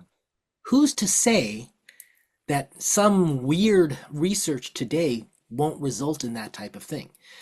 I really don't know how studying the effect of alcohol on this on the sexual activity of salmon or whatever that was, it was one of the studies that was mentioned, is going to have any impact commercially, but I don't know for sure. I don't So know what is because I think yeah, yeah, yeah, yeah. It's just one of the priorities, but that's important. I mean, the whole ecosystem is important because we're all connected at some level. well, what's the criteria you're going to use, right? And Oh God. you can make criteria, and you can change it from administration to administration, but at the end of the day, once you codify something, someone will find a way to make a decision based upon that on that codification that no longer fits with the original Oh, intent. oh, oh, it happens all the time. Yeah, The yeah. only way you can try to hold to the original intent is to give people the free will to interpret based upon that. And then when Oh you do man. that, as soon as you do that, you then bring in human error. Oh my God, interpretation is such a difficult thing to do, Yeah, actually. but if we know, for example, that we really want to further technologies that are green and that raise the standard of living for the average American. Let's Yeah, say that's the goal. okay, for the average So American. Right? and so what ends up happening is there are people who approve these grants. Someone has to approve them, right? Yeah, Are gonna put that through the filter. Okay, is this a green technology? But then you start saying, is it green enough? What's yes, the level of of green it needs to course, of be? course. Is it 5% more green than what we do today, Yeah, or is it 500% more green? You know, yeah. suddenly it's like that's the interpretation suddenly. And so you can't give criteria that is specific enough that someone can't find a way around it, but then you can't make it vague enough and give power to people to decide because Yeah, they're going to. I know it's difficult. Yeah, that's why you got to storytell, you got to present, you got to, future pace people into this is what it's going to look like. Because in general, I think the idea of green energy is a good idea, right? Because Hmm. we know that if you burn fossil fuels, and we're going to be keep burning more and more because AI is going to want to suck up more and more juice, right? So Yes. we got to produce more and more energy. That's going to emit more greenhouse gases, which is going to probably make the weather more unstable, which is going to cause more drama. And it's like, yeah, okay, so we got to start going towards green. On the other side, I can say, yeah, but green's stupid. It doesn't work. Electric cars are really not that great a thing. They have a gazillion problems with them. What are we going to do when we dispose of the lithium? It's not as green as we think it's going to be. And I'm like, fair enough, but sorry. And we got to start at some point because this stuff takes time, right? And if we don't start now, we can't start when the things get so horrible that we can't live with it anymore. Because we might have a ramp up period of 10 or 20 or 30 years. So we got to start now. Progress is so everything's a trade-off. Everything's a trade-off.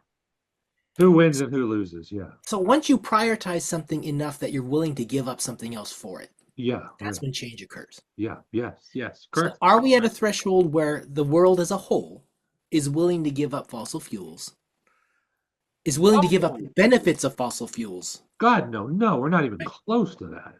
So then, so I mean, it all comes down to it's a cost benefit analysis Yeah. at the end of the day. That's a fancy way of just saying, what is it worth to you? Well, and everybody, then the people that I just want to smack are these like green people actually that oil's like horrible and this and we can't do that. Okay, okay, okay, let's talk about that. So this wrapper that I have my little peanuts in, this is gone. This plastic cup, this is gone. This whole freaking thing is gone. I mean, Well, just just about imagine. everything's gone, right? So some of the stores around here in California has them, probably other places have them too. They're more natural, right? They're not quite a farmer's market. They're more a little more eco focused. Yeah. So you can bring your own glass jar and buy peanut butter or Okay. honey or Okay. whatever. They've got it in mass, and you pour it into this. And I'm like, well, great, all right, sure. I'm saving that plastic jar that would have come in. What am I doing now? Well, now you need to have someone who's manufacturing this mass amount, Yeah. right? That sells it, that then has to sterilize, make sure Yeah. everything's okay in this big thing that gets moved around and gets servings coming out of with people touching the, Yeah. the lever. So now I don't know that it's necessarily as safe, as secure, as Right. healthy. I mean, it's a good idea. I like where the direction is going. But you So, can't get to step 10. You got to go through 1, 2, 3, 4, 5, right? So we got yeah. to start at Well, least. and maybe by starting that process, someone will tackle those issues and figure Of that out. course, they'll be like, wait a minute. And this But is where our society is capitalism is good in that sense. Somebody's like, man, if I can solve this problem, I can make a lot of money for myself and yeah, help the people, which is kind of the ultimate goal, right? like here, straws. California banned the traditional straws, You right? So guys now are straws are idiots. either made out of paper or some weird plastic or the like. And the idea is straws are sanitary. Yeah. It's about sanitary, you don't put your lips on the cup, you put them on the straw stays away from the cup. So even though someone's hand touched that cup, the straw itself was in its own package. I mean, there's all kinds of reasons why we do things in a certain way. Should they change? Can they change? Yeah, that's all fine. But let's acknowledge why something is the way it is. There's a reason why things are the way Yes. they are. Yeah. Yeah. I remember when I came to California over Christmas, actually. I mean, now I know why everybody thinks you guys are like fruit and nuts, actually, because I think y'all are in so many cases, actually. It's just, well, the thing is like, so going to a grocery store, I'm like, how many bags do you want? It's like, I don't know, just what all were the groceries. They're like, no, no, no, I need to charge you for the bags. I'm like, what are you talking about? Charging me for bags, actually. And Yeah, then apparently it's like, I'm going to charge you 10 cents for a per bag. freaking thick ass plastic bag that I could get 10 little cheap ones that I'm going to throw away. But I'm going to throw that one away too, actually. So you've just made the problem 10 times worse and charged me 10 cents for Well, it. That's not there progress. there actually is a benefit to that in that the thicker one is probably going to be used more than once, and because of the type of plastic used, it doesn't break down the same way. So there are some aspects to it, but I agree with you in principle, everything you said. Um, yeah, so you know how many times I walk into a store and forget to bring my reusable bag, and so I end up walking. I'm not going to pay the 10 cents. So I end up walking out of the store with all the groceries in my arms. It's so funny. I forgot. And then the thing that got me too is the price of gas there. I'm like, what the heck, man? I think it was like, I can't remember what it was, 4.50 or $5 a gallon, like double what we pay here for it. And I'm like, Yeah, there's a couple bucks on top of everything, right? And it's also one of those taxes that you pay tax on, right? It's I don't think you're you tax technically the allowed to pay tax, tax on whatever. tax, but we pay tax on tax. I yeah, Yeah, we do it all the time. Yeah, because the you get gas tax and the sales tax, right? yeah, and the sales tax. Then you pay income tax, so you can pay that. Yeah, So one of the things, we're talking about, you have to understand why things are like, why did we have straws? Yeah, you yeah. complain about straws. Why do we have them? One thing that occurred to me for the Department of Government Efficiency is to build what I will call a government policy life cycle.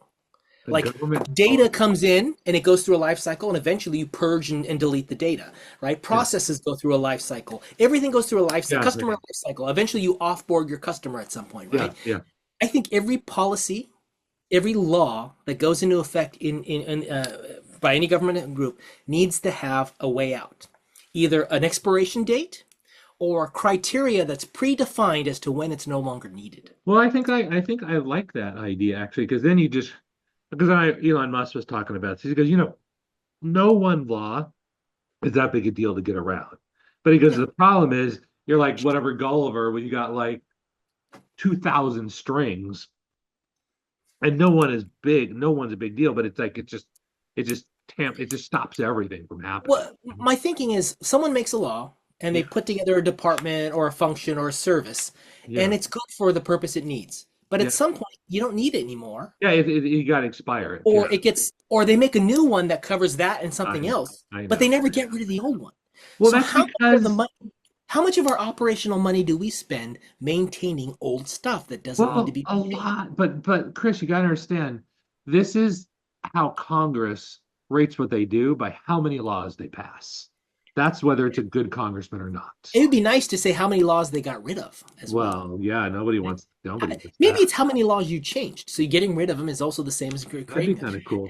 It's But it's just they talk about the tax code being too big and we need to strip it down. yeah, All legal codes, penal code, every code that's out there, right? We've got we, laws that no longer need to be on the books. we could If your simplify. state Yeah, has a law that says people can get married at 13, and then yeah, federal law supersedes it at 16, and then something else happens at 18, you know yeah. what? How about we keep the most recent law and we expire all those old laws? Well, And keep them on the books. I think what we got to do, because at Christmas, there's a guy named Noah in our family who works at the Capitol in Sacramento, works with lawmakers. And so I want him on the podcast. It would be so interesting to actually hear his thing of like how laws actually get made, and how they get passed, and how they get funded. And he's like, you would probably be pretty surprised about the actual process on how it works. So I'm like, I'll bet I would. I bet you should come on and tell us. I think that'd be pretty damn cool, actually. Yeah, go ahead, invite him. Let's have that conversation. It'd I be think interesting to hear. I It'd think be it'd also be interesting really to fun. hear, what is in a politician's mind that is not in the average American's mind. Yeah, how do they think? Like, what kind of animal are they? Yeah, yeah, exactly. I mean, salesmen have a viewpoint. Like, the used car salesman or stereotypical salesman has a viewpoint of customers, of people. Yeah, That's different. And, even me, right? I've got the background that makes me who I am. yeah, Problem means there are some aspects of how I think that are not average or normal.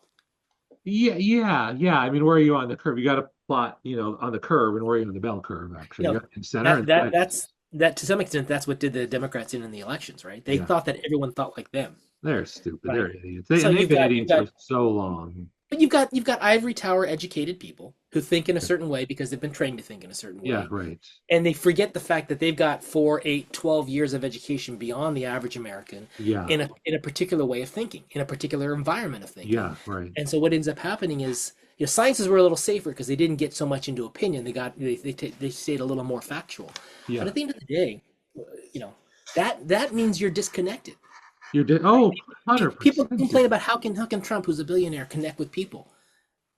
It has nothing to do with the money. It has to do with the way you think. He understands them. He understands. Yes, yes. And it's beautiful because Trump is so good because he's looked at the hate and the frustration and spent enough time understanding it. He's like, now I'm going to weaponize this, right? Well, And it's beautiful because it's like the slogan, "Make America Great Again." It's like, oh my God, that is like a marketing freaking genius. I think Reagan made that up, right? I think that came from Reagan actually. that's what I heard. Something about that. Yeah. Because it implies beautiful. It's like things are broken, and I'm going to come in and save you guys. Yes. And I'm So going to make a there's few all kinds of billion. problems with that, but Yeah. you're not going to have that conversation with someone about why we can't be great again the way we were. We can be Yeah. great, right? It'd be And we great. can, yeah, but the great again implies somehow going back to values and things that existed in the past, Well, and the yeah, world, well, the Trump world. basically he wants us to take us back to the 80s, right? Is where he wants to take us. Oh, He then wants, he's going to increase military spending, of going course. back to being able to have a two-front war. Uh-huh. Basically, I mean, all those things that made us great over the course of the from the 70s on are Uh-huh. due to the fact of the way the government ran at that point, and Uh-huh. how much we trusted the government. We had the 70s, which was a crappy era. I mean, there's a whole bunch of stuff that occurred that I don't think people really realize, right? We forget how bad things were. We remember how good things Yeah, were. yeah, we And always at do the end of that. the day, yeah, Yeah, you're not going to be able to deliver the good only. yeah, right, right. He's gonna, well, yeah, you gotta crack a few eggs, I guess, to make your omelet. But he's gonna bring like the United States back to a superior position, right? I mean, you can tell he's the good, which is so crazy. Whether it's true or not, I don't know. But I kind of want to believe it because I'm like, yeah, it seems like the US, we've been so pushed around for so long. It's time to, kind of push back a little bit. I mean, not that we don't push back, but CIA kills people. Ever since the fall of the Berlin Wall, we've backed out of our role as the world's policeman, right? I mean, Yeah. the the respect we got and the hate we got too was because Really? we would step in all over the place around the world, and we Oh, used we our would do horrible things. We'd come in and assassinate and overthrow governments and plant our own government. even after the wet work that we did. I mean, and we just used economic force and military force, Yeah. Oh, you call it wet work. That's fascinating. What does that mean? Going and killing people and breaking things up? spy work. Okay, there you go. Yeah. Well, that's still alive and well, actually. And it's Yeah. funny, I'm learning more and more about the CIA. And it's like, I don't know if you know this or not, but the CIA works exclusively at the pleasure of the president. There's no going through Congress, there's no negotiation. It's if Trump says do this, yes, sir. That's what the CIA is there for. And the CIA is a very powerful organization. I heard somebody make a comment. Oh, it was in Toastmasters today. Jamar was giving a speech and he was talking about the president is the CEO of the biggest company in the world. Yeah, I mean that's kind of it's like not really a company. It's different than Well, a company. so I was thinking about that. Well, if that's the case, then the legislative branch is the board. Yeah. No, no, the legislative branch is, well, yeah, I guess the board. Yeah. The legislative branch is the board, which means the largest part of the government, which is the operational part, should remain under the president as the operational arm, the enforcement arm. Oh, Then yeah, you sorry, have I got it mixed up. then you have Yeah, the yeah. board, which helps make laws and sets the tone and the policy and the like. Congress, yeah, The basically, yeah. interpretation of those laws and the enforcement goes back to the operational side, which is the Yeah, CEO. And yeah. then I was trying to figure out what is the Supreme Court, the third branch of government. What is it? And I'm like, are they just like the legal department in a company? Because They're that's the also one of legal those departments that's just very powerful. I think the analogy is like it sounds good on the surface, but I think it breaks down if you start digging because it's much bigger than a company, I mean, Yeah, it's it's not a it's company. most companies don't have armies, right? And go around to other So Although some companies do that now, so who knows? You know. yeah, that is interesting. But let me go back to, since you're talking about Jamar, one thing I thought was really interesting with his speech that he did, I thought was really good, but it really demonstrated to me the power of frameworks, right? That he had a framework, a pre-done framework, and it freaking plugged in really well. Like you can almost hear people like gasp. I saw a reaction when he brought that first slide up, and they're like, "Oh my God, this is actually working." And it's like they thought for a second maybe he built that real time, and I'm like, "No, no, no, that was there No, already." no. The slide was a generic slide Yeah, right. that fit the framework, and That he fit just the made sure the framework. speech also fit the framework. Yes, yes. Which Chris, I gotta go because I'm hungry. But listen, we've got to start talking about frameworks because frameworks are incredibly powerful, you know? So maybe what we can do then is well, so we want a framework, we want the assumptions and the principles that go into our thinking. I don't know if we can do one and then the other, or if we have to do them kind of hand in hand. Oh, they're gonna go round and round and round we go, I think, for sure. But maybe if we do this over the period of the next year, who knows, we might be able to develop a really nice framework, you know? I think maybe we start with a statement. Like our statement is, or like a debate statement, right? Yeah. We believe logic and analytical thinking is important for a person to be able to critically examine what's going on in their minds Yeah, when they yeah, hear about yeah. what No, happened. that's exactly right. It's a tool, A and it's a statement very like that. powerful tool. And it's not the only tool, but it is a powerful tool. And one of the things we could do is when we interview people, we can talk about whatever, blah blah blah blah. But then Yeah. at one point we can ask them, "This is the statement we're trying to come to conclusion on. Yes, right, Do you right. have any thoughts on this?" Yeah, exactly. That's exactly right. Because ultimately the podcast has got to be fun and entertaining, right? That's step one. It's just like 90% fun and entertaining. And then 10% maybe we can educate, maybe we can influence, maybe, maybe. And then I don't even, yeah, I want to do that. But another thing that I want to do personally, what I want to get out of it is how to think more logically and how to think more clearly and to, in certain cases, suppress some of my emotions and my desires that I know are not good long term for me. So I think the way we can do that is think of something that you did during the week where you had an opinion, you had a thought, you acted. Maybe it got something that got you to act, Yeah. and then we can reconstruct how you came to that, and then I can try to attack it and say, what about this and what about that? And did you think about this and that? And I'll do the same thing, and you can do the same thing for me. Dude, that's jujitsu, right? That's what we do is we learn the techniques, right? And then we go down on the mat and we test them. Well, that kind of example I gave you about in California schools giving these rights cards to kids, I think my mind went through a whole bunch of steps when I was thinking about this, and I didn't come to a resolution, but I did come to thoughts and ideas on it. Yeah, I guess the argument I should stop talking because it's like 5:54 right now. But it's so interesting because we have a sanctuary city, and it's like I'm not sure what they're defending. Are they defending that these are people and they're treated unfairly? Which I'm like, yeah, I think that's an important point actually, because I'm torn, right? Because I'm torn on anything, like whether it's abortion or not. It's like, yeah, it's your body and it's your choice, and at the same time, it's a baby, right? It's a baby. It's not just you, right? So Yeah. man, it just makes it 1,000 times more You're complicated. not arguing one issue, you're arguing two different issues. Yeah, it's like my body, my choice. I'm like, yes, 100%. And there's a baby involved, right? That's why when people bring up all the examples of, can you be forced to give up a kidney or whatever to your kid? Can you be forced to it? Yeah. Yeah, that's so interesting. Right. So these are things that I want to develop a framework so I can start thinking logically and persuasively, where I'm not arguing with people that I don't think their jujitsu or logic is good as mine, but that I can love them and support them to maybe just show them, hey, maybe that's And fine, but just look at it from this angle just for a second. Come over so here. I think we need to figure out because you need the tools on both sides of the conversation to actually have a conversation. Yes, and you got to listen. You got to listen really. Because that's one thing when I watch a lot of these people on YouTube who are arguing like this person destroyed this person or whatever, and I'm listening to it, and one person is berating the other person and not letting them get a comment in, Yeah, yeah, no matter which side of the conversation they're yeah. talking. That's And just that to me is the problem: is if you don't allow someone to have a discussion, if you're insincere about letting them complete a thought, yeah, yeah. then you're not then you're coming to that conversation. You're disingenuous about coming to that conversation. Yeah, yeah, we call that person a bully, basically, right? I mean, they just want to win. They're not trying to make anything better. They just want to win, which I find that kind of like a little bit gross. I discovered this guy named Hegel, George Wilhelm Friedrich Hegel. Oh, wow. He's came up with didactic thinking.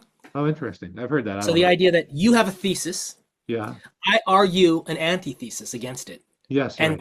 then out of the combination of discussion, we come up with a synthesis out of I it. like that. I like that thing. It's very jujitsu like, right? And And he has a so, whole bunch of, by the way, he has a whole bunch of quotes. I couldn't stop going over this guy's quotes. I mean, they're just amazing. Some of these quotes. yeah, So yeah. Because you know what that does, Chris?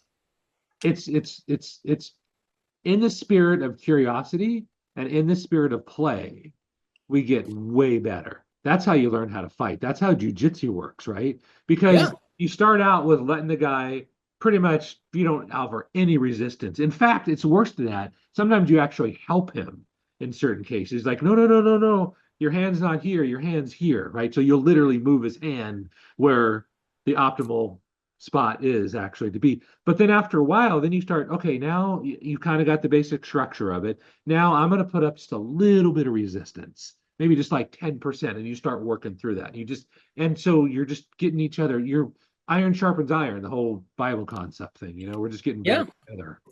And that is beautiful as long as the intent is to help the other person, not to harm them. I got a quote for you. I think you like. Yeah. When we look at the world rationally, the world looks rationally back. Oh, yeah, yeah. What set of glasses you have on, you'll find whatever you're looking for. Everything's out there. Yeah. If you go into a bar and you're looking for a fight, you'll find it.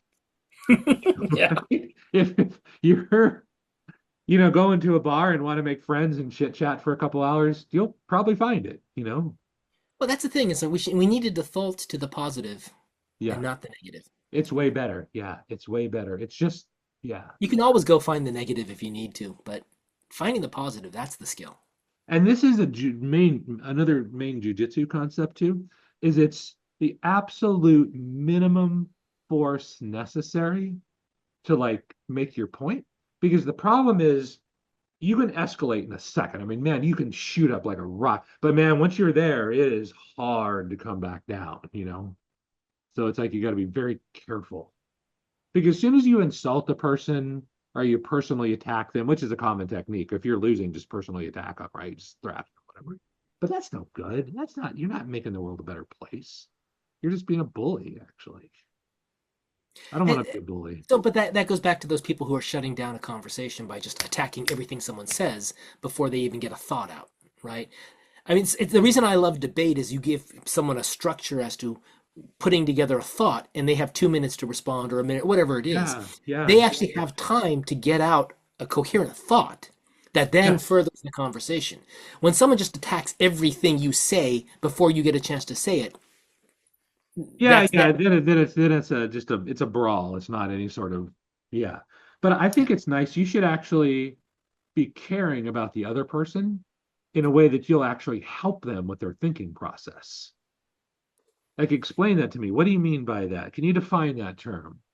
Have you thought this all the way through actually? And in many cases, just by asking those questions, you can kind of break them, right? You can break. They're like, oh my God, I actually didn't. That's what debate is so fun to watch. When you watch someone who actually debates well, and you Yeah, see they've thought about this, they've put whatever, and then when someone makes scores a point against them, and you go, and you can see them recalculating their entire thesis, their entire logic flow on the fly, because oh, that person just took apart the entire argument. So now yeah. someone has to rebuild an argument in their mind. And rebuild it. But there's always the intent to win. And I wish But even jujitsu's there. It's like when you're rolling, man, you want to win. That's it, right? But when you're just training with each other, practice, like you're doing tennis, you're just the objective is not to win at that point. The objective is just to get the ball back and forth across the net as many times as possible. That's a different game, actually. But I think that those learning those skills really help you win when it really matters. If you come up against real pressure, if you come up against real danger, right? You've got to have those skills. Yeah, we don't have real danger anymore. That's the problem in Oh, many we ways. do, right? I mean, Pe- they're still there. The fires are real danger. Yeah, but I think the real growth, there's two types of ways, right? Danger happens, you survive it, Yeah, and right. then you adapt and change based upon, Adapt the and change. survival. The Yeah, other one is danger exists and you face it, you confront it, and yeah. that's a Right. different thing. And that's what we don't have anymore. That's courage is typically how that's defined. Yeah, that's pretty cool. All right, so Chris, all we do is we just, I think, have more questions than we do answers every time we talk. It's just the way it is. I mean, there's so much knowledge in the world. There's so much to talk about. There's so much to make you think. It's it's why you need to keep learning. Yeah, you It got to really keep learning. Yeah, you got to keep learning. But I know it's so in Jamar is so inspiring too because which is the previous episode to this one, he talks about love as being something that's really important. And I think it is. I think it's super important. Yeah, but again, he said it when he talked about it. It's not just love of a person, right? I would say it starts with your love of yourself, Oh love yes, of your yes, family, love of your friends, love of your yes, tribe, love of your city, love of your state, love of your country, love of mankind as a whole, yeah. right? Every one of those is a different circle, but if you don't have love for mankind as a whole, then you can become a tyrant. If you don't You if you and don't have that love of your country, then you can look at people as not being of your country, right? yes, That's what. Anytime I hear anyone complain about stuff today, I'm like, "Are you an American? Do you consider yourself an American?" yeah, Because I hear people badmouth, the country so much, and I'm like, it's okay to be critical of of your course. country. We That's allow that. healthy. It's Yeah, part of being an American. But yeah, are you are you at all proud of your American roots? And a lot of yeah. people aren't Yeah, anymore. no, I know. I've talked to people that they look at the American flag and they just get disgusted by it. It should be like burned, Why? destroyed, because they think that that represents our current government. And I'm like, you know what? You're right in the sense that those people are bad and selfish, right? But the flag should be an aspirational goal, right? It should be that we've got to do better. We've got to meet that standard. I, yes, and I would also agree that current government is the current government. You need to Yeah. look at the average of the U.S. government over the past 200 years to Yeah. really understand what it is Yeah. that the U.S. government values, right? And I think Yeah. from that standpoint, yes, we accepted a lot of things that today we wouldn't accept. But Yeah. overall, where did that come from? Or Well, did that come from hate, or did that come from something else? Did that come from a positive viewpoint? I would think that most of the government stuff comes from selfishness of the people. Well, I was thinking like the three-fifths rule, Yeah. where they what counted five black men were three votes or Yeah. whatever Yeah. Yeah. after slavery, and I'm like, where how in the heck did that come to be the actual law or the it was that's an amendment, right? That came out of that, and I'm like, Because they didn't how see them as human beings. They didn't. They saw no, them as no, no, no. property. Yeah, I would go for. It started off. How did the abolitionists agree to that? And I'm thinking it started off with this idea that a lot of people didn't think they deserved the vote at all, Yeah. Right. Right. Right. and Right. then so you considered a win that you could get those people to agree that they were worth 60% Yeah. of a right to And at vote. that time, it was a win. And so at the time, that was a win. Yes. Today, we look down upon that and we say, oh, they're horrible people. How could they have accepted that? You Yeah. don't understand. That was a win. Yeah. Right. And Right. so Right. Right. we need to put some constraints on how we view the actions of someone based upon the world they lived in at the Yeah. time. Yeah. That's why Yeah. cancel culture is so dangerous because it doesn't acknowledge the fact that the world changes. Yes, yes, yes. That's right. That's right. This is so interesting because we're coming, it's going to be so fun to take when we get like 10 podcasts to put them in one MP3 and set it up to Notebook and say, just summarize this in 3 Summarize it. sentences Yep. what we're talking about, right? We'll see what our main points are. Right, these are the things we talk about most. That would be an interesting thing. Like, what are the top 10 things we talk about? Yeah, because what it'll do, it'll allow us to clarify. Because right now, for the most part, this podcast we just ramble, right? Well, Like, jujitsu will be in the top 10 somewhere. yeah, because jujitsu is an incredibly thought through, organized system of self-defense that's had 100 years of battle testing. I mean, it's good. It works, you know? Well, I think most of your any martial art, and we tend to think of Asian martial arts, but most of your martial arts that actually have a philosophy behind it, and not just the attack, not just the movement, Yeah, not just the yeah, yeah. physical aspect. Yeah, because the They, ultimately the goal is not to fight at all. That's the highest level, you know? but there are some martial arts that I don't think that is the highest level. I think fighting is considered, I think the martial arts we tend to value are that way. Yeah, But yeah. I don't know about things like Savat, right? That's the foot fighting, foot boxing, or whatever that the Yeah, French yeah, yeah. developed. It's kind I of, don't know what the philosophy is behind that. You I know, don't know. what's the philosophy behind boxing? Well, I don't know. That's an American sport. Boxing is very effective. In fact, I was thinking the other day that since I'm not going to be able to do jujitsu, I miss jujitsu so much actually, because you're constantly getting up, getting thrown, getting knocked on the ground or whatever like that. I was thinking about taking up boxing because that's a serious martial art and it teaches you some significantly good skills as well. And I don't have to be falling, on the ground all the time and everything. So in my mind, I'm thinking, oh, if I can't do that, I'm not going to do anything. So it was this very black and white thinking. And I'm like, well, instead of saying what you can't do, what can you do? And I'm thinking, Well, I there's like a lot to do. the one I've discovered is I think it's called Barjitsu, Oh, Barjitsu. Oh, some combination. and it was a in 1800s an Englishman who traveled the Orient and can't say Orient anymore. Traveled through East Asia and discovered some of the fighting styles there, and he brought it back to be like a gentleman's thing. So it's a mixture of it's got Yeah. some boxing in it. It's got using a cane like a walking stick, Yeah, that's super right? effective. Yeah. A lot. So it's a lot of what would have been available to an English gentleman in the Yeah. 1800s Yeah. to be able to defend himself. So, fisticuffs, boxing. Yeah. I think it's an interesting idea. It's a lot more, I would say, useful in some sense because maybe you can get a stick. Yeah. Yeah. Yeah. Yeah. Nobody's going to question if you're walking around with a cane or a stick or something like that. I live in a safe neighborhood, but when I go for a walk at night, I often carry a walking stick. Yeah. It Yeah. seems And and silly. and here it's great gun, right? I mean, which is thing. No, nobody. We don't have the hang up here in Arkansas about guns as you do in California, actually. So, Yeah, well, Orange County doesn't have that much of a hang up, I don't think so. well, you can't walk around with one. Trust me. You walk around with a gun strapped on your side in Irvine Spectrum. I don't know. Oh yeah, no.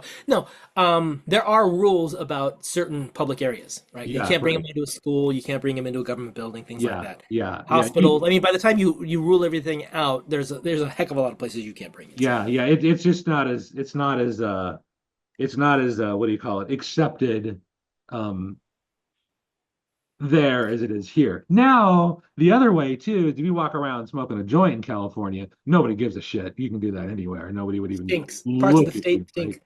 DC really stink when I was there. Yeah, I couldn't yeah. believe how bad it When I stank. went to New York, there wasn't a question, did I smell weed? It was like, when did I not smell it? I mean, they're just openly on the street, Yeah. and nobody cares. But you do that here, fucking people have a cow, right?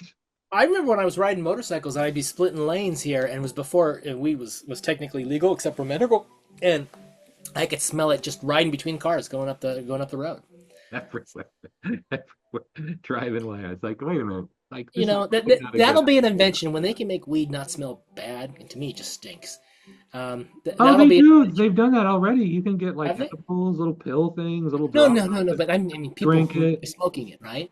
Do they enjoy? Oh, Do they enjoy the funky smell, or just the effect? Because I would think getting rid of that funky smell. Of course, it's true with tobacco too. Just straight cigarettes stink too. I don't know. I don't have that much experience with weed, so I don't really know exactly. So I don't know. Maybe they You're like not going to be working in the garage trying to figure out how to solve the odor problem. probably not on the top of my list. Yes, exactly. Yeah. Probably not on top of the list. Right now, what I'm working on, and then I do really have to go, is I've been doing some research because I want to run. We've been running at 1 gigahertz, like network, one gig, right, things. So now I'm putting in 10 gig stuff because I had to upgrade our file server. I've been spending a freaking fortune on IT stuff actually. And so now I'm in the garage, but we don't have a cable ran, and I don't know how to run it through the attic or whatever. So I'm gonna run it outside. So now I'm figuring out how Can't to, run it through the attic. because I'm not going to go up there and nobody will come and do it. I've talked to people to do it. It's like some people are like, I got a quote for like $4,000 to do like one drop or whatever like that. And I'm like, yeah, yeah, that ain't going to be You fly happening. me out there, I'll run it for you. I I may do used to do that. that. I may take you up on that but what I'm going to do right now is I'm just going to run it outside. But our house, the siding is brick. So now I got to figure out how do I drill through what kind of drill bit. I think I have a really old hammer drill that I can use, but I got to figure out where's it going to go and how am I going to shove it down. It's like, oh, yeah, yeah, yeah, yeah. Masonry bits and all that kind of crap. Yeah. Yeah, so I just ordered some from Amazon. Then I figured out like how to do punch down stuff. And apparently you're not supposed to put RJ45 ends on a cable. That's like an amateur doing that because they fail so much actually. So you're So supposed what to are you supposed to be doing? Like, Keystone jacks with a pre-made patch cord actually. It's really okay. interesting. These guys, it's called Simple Cable. You may want to check them out. They've got amazing training. And so they've Oh, got this fancy like $13,000 fluke cable testing system, and they just bought a ton of shit on Amazon, and like 90% of it fails because it's all the stupid Chinese stuff. yeah. So before Amazon got big, when I was doing IT, I mean, I've got spools of Cat 5 and all the RJ45s and all the tools to run that Oh, I because didn't we used know to that drop all this actually. stuff.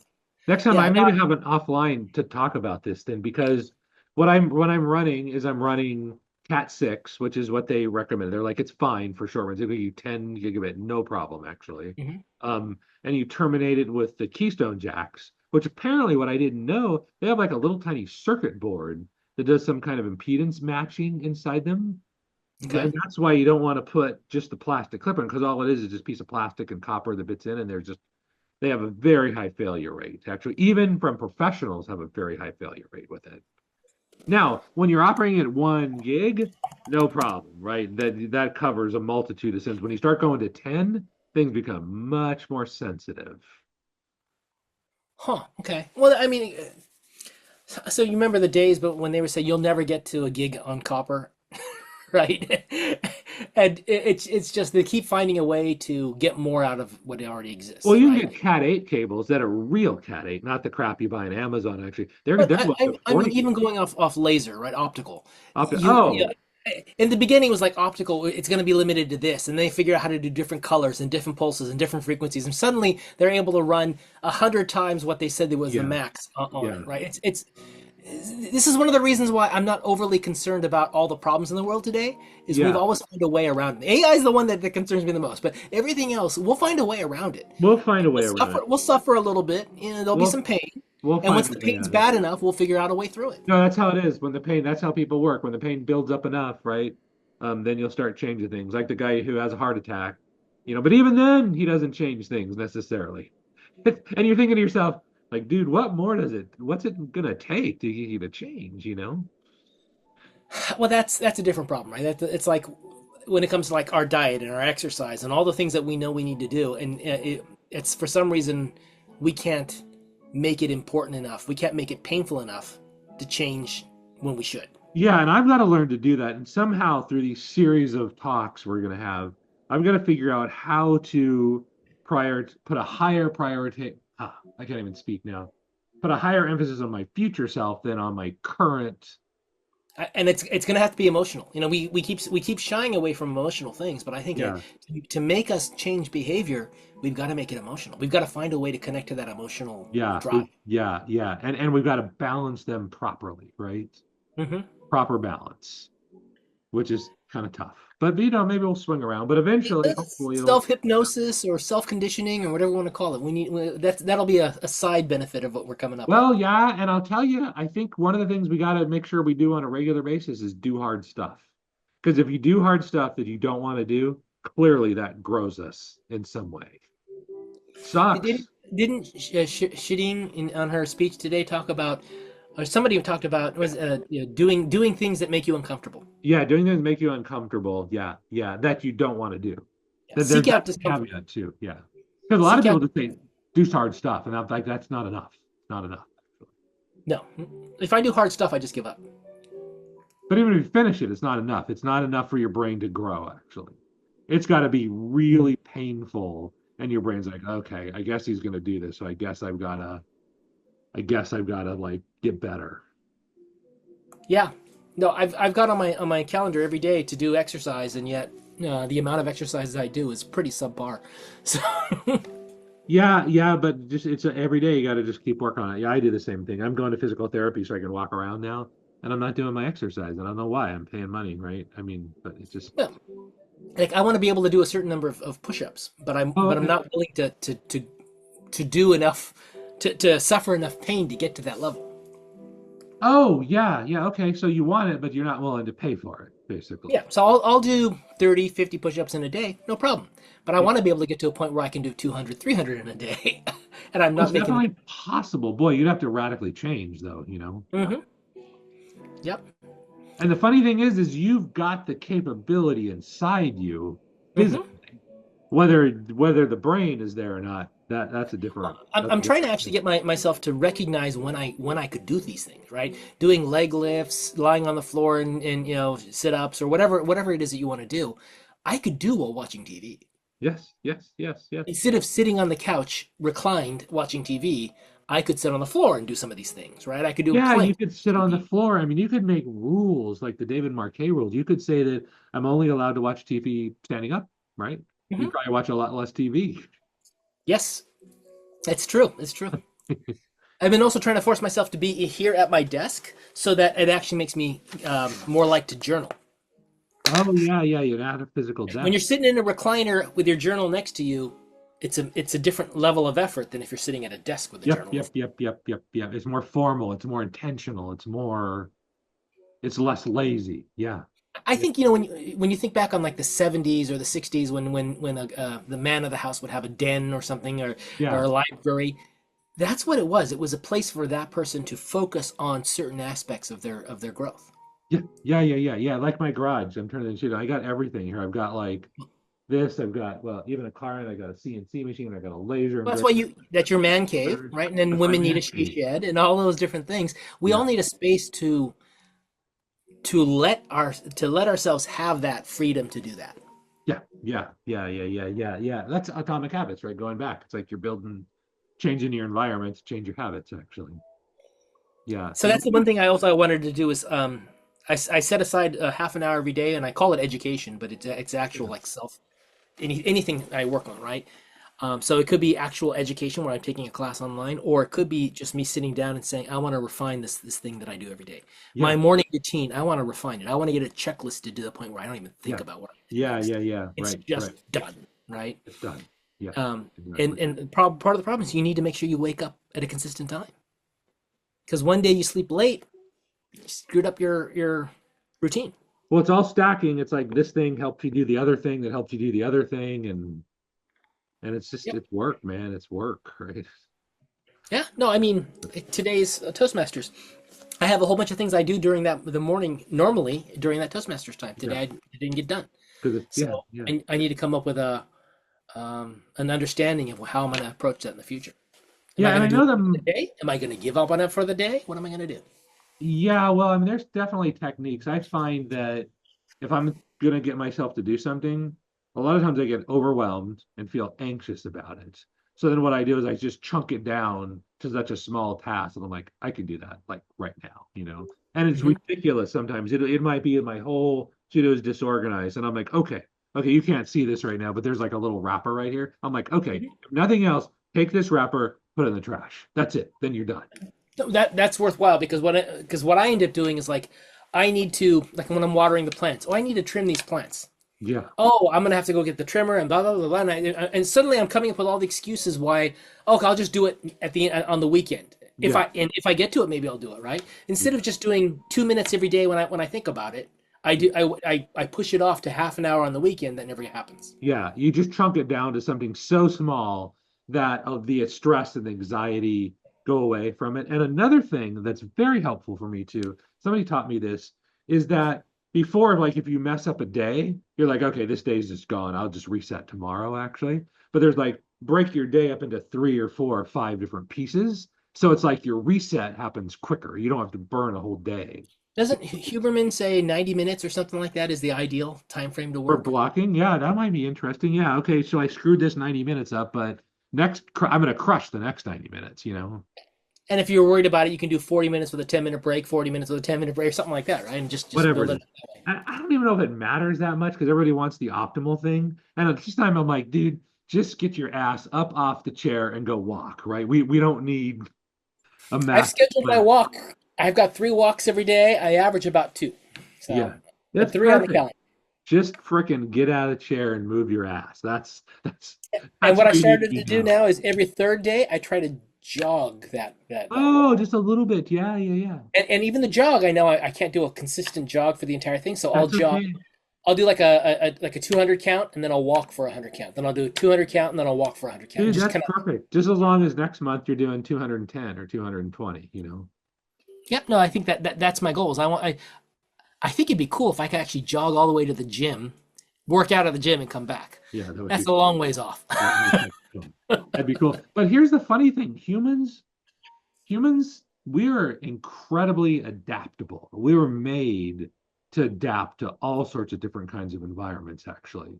And it's like you think you could never do that, and you realize, oh, I actually could if I just, follow the baby. Man, baby steps are everything. You know that? So I've got a bad knee because had surgery years ago when I had a motorcycle accident. I'm missing one of my ligaments, Oh my gosh, yeah. the big ligament on the back. And I've been like, okay, I just kind of live with a bad knee. Yeah, And I did physical therapy early last year, and I got a lot of more movement out of it by just yeah, forcing myself through the pain. yeah, And then I discovered that knees over toes guys on YouTube. If you he goes over, he's got like a partially reconstructed knee, and he's got incredible movement. Basically, just says, it'll take you a couple years for your knees to be able to move the way you want them to. yeah. And you just got to go do the exercises You and got go to just through do it. the work. Do it. It'll There's get just better and it'll get no way better. around. You got to do the work. There's just Yeah. no way around it. And I know we're goofed up in our society because a lot of people, me included, well, I want to get paid first and then I'll do the work. And usually that's not the way it works. You usually got to do the work and then you get paid, you know? Well, you know what? What screwed all that up is tips. Tips. Right? Tips were was it what was the thing to ensure proper service? I'm not sure Yes, if yeah, that. to ensure prompt service, So actually. you put the money out first. You put that money You out ever watch first. the episode of Third Rock from the Sun? No. They're aliens, right? And they're on Earth, and so he goes out to dinner with his girlfriend, and he learned about tips. He what he would do is she would leave money at the end of the meal, and he would just take it because he's like, oh, she forgot her money, and so they always got bad service when they came back. So he learned about tips. So he says he puts out the money at the beginning of the meal and says, "This is your potential tip. Oh, potential. As you serve throughout the meal, I will add or remove from it." So when the waiter would come out and he'd say, "What are today's specials?" And they go, "I'll have to check." So he's just taking the tip Yeah. away. So Oh my God. Yeah. That's probably the right way to do it, actually. That's so interesting. yeah, That's I mean, if you thought about that, if you had the potential to make X dollars by doing more work, yeah. a lot of people would do more work. A lot of people would do more work. Not me though, because I'm like, well, I could make more money. It'd be nice to make more money, but I have enough money right now.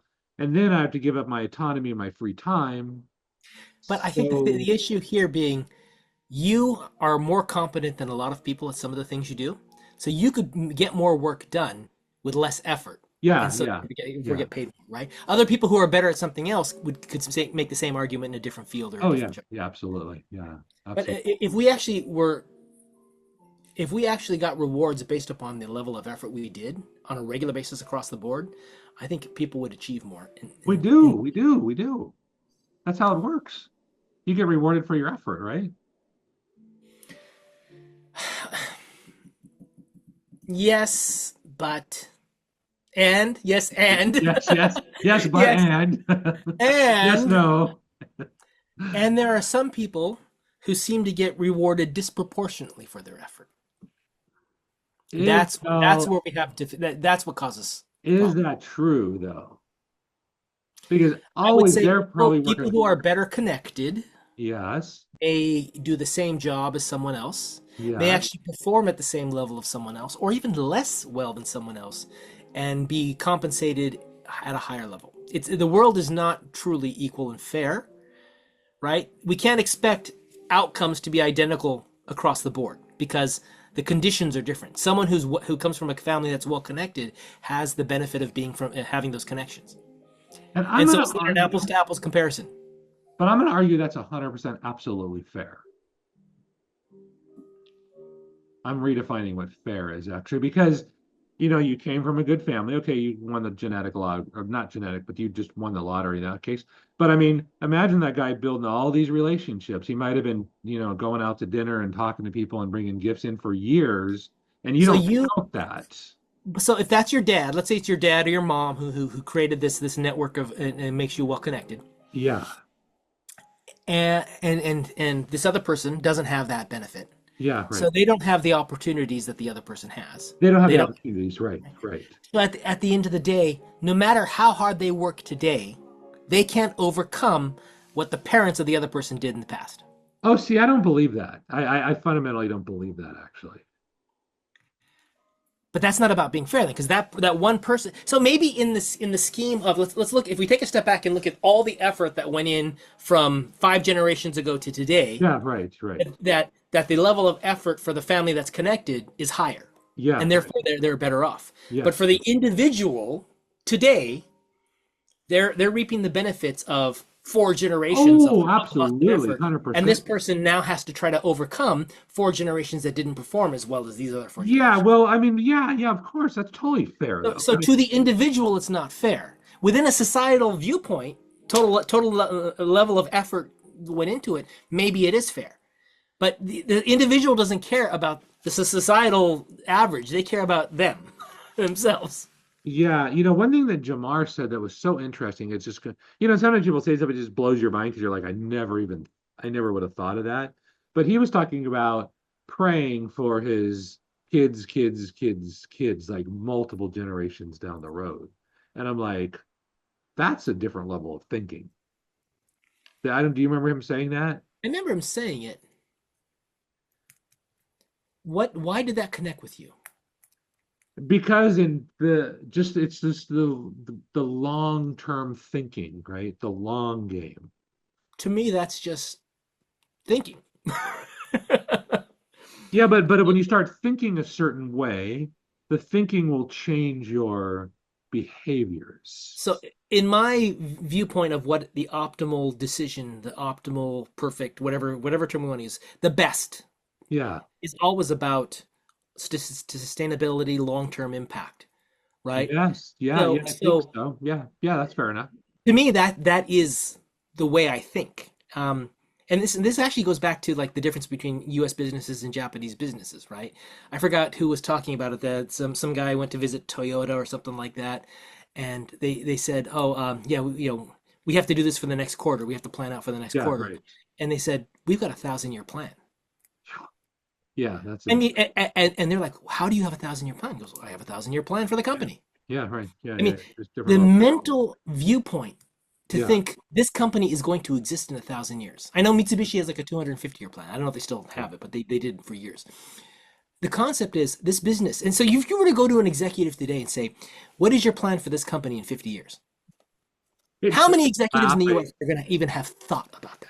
They're just gonna start. What are you talking about, dude? I'm trying to get my bonus for next quarter. I'm thinking 90 days out, Your right? founders probably thought about it, Yeah, right. Yeah. right? So if you were to go to Elon Musk and ask that question, I bet you he has an answer. Oh, yeah, yeah. Well, of course, he's thinking from the whole society, actually. Yeah. Who So thinks so like that? this to me is it's all in what assumptions you have. My assumptions are we always try for the best solution, which is optimal, and Yeah. optimal means long term. Optimal means long term. Yeah. Let me Always take that try back. long term. It's survival first, long term second. Yeah, yeah. Because if you don't survive, you never make anything. Yeah, you got to just enough to survive and be a little bit comfortable, but not too comfortable, because then you get lazy. Hmm. So I'm sure if you like ran it through a math, you probably get the optimal This solution. is this is why it's so scary to think that our kids today are going to have or their lifestyle is not going to be as good potentially as ours was or our parents were. Potentially. But I mean, see, you've got an advantage. You've got like a family. You've got like a daughter, right? Hmm. And I don't have anybody. So I'm optimizing at a different level, right? I'm principally optimizing for me. Or I'm sure if I had a daughter or a son, I'd be like, I'm willing to sacrifice because I need to optimize their future, right? But I think the idea here is for society as a whole, we need future generations. Well, yeah, yeah, otherwise, yeah, We must. need to have enough people, whatever enough is, right? Yeah, right. Enough. Um, Yeah. and that means giving them a lifestyle that also gets them to act in a certain way that's beneficial to society. Yeah. And If it's they and don't think they can succeed in society, they're not going to try. If they're not going to try, society is going to suffer. yeah. So, you need to have these ideas. Like so, currently the idea is the kids today will not be as successful as their parents were. The AI actually is a game changer when it comes to that. So I don't know if Oh, that's yeah, true or right. not. It's Um, like a magic spell, right? If you know how to use but at the end of the day, will the individual person be better off? Will my daughter be better off than me? Is the question. it. It And the depends American on dream for hundreds of years was yes. well, it depends on what you do, right? It depends on the software you put in her head. To an extent, but then there's external factors like what is the economy going to be like? What is the government going to be like? Are we Yeah, going but to be that's living all under? minor. That's like in fact trivial, Oh, actually. I don't know. If you end up with a dictatorial society, your choices might be really limited. So yeah, there's some things in there that could happen, right? Well, yeah, there's always things that can And the happen, right? separation of left and right, the fact that we don't seem to have alignment on anything anymore, to me is so we'll see how DEI goes and the wokeness goes because if we get back to a normal stance from that, maybe we're okay. But if we keep feeding that kind of thinking, that difference, not just wokeness, but anything that's on the fringes, we're going to be in a world of hurt because that's what gets the attention, and But it that's shouldn't. why you've got to plug in better software, right? You've got to give her software so she can Well, we overcome gotta these very hard problems. we gotta make it easy to find. I can easily find left and right stuff on YouTube. I Yeah, can't of course. find middle of the road stuff.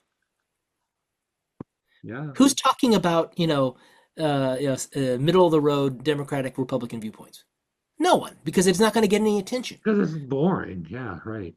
Yeah, Exactly. but the point is that is what helps you feel like you're represented. We need the middle people in the middle. The silent majority needs its representation too, and it doesn't get Absolutely. it. Yeah, absolutely. Absolutely.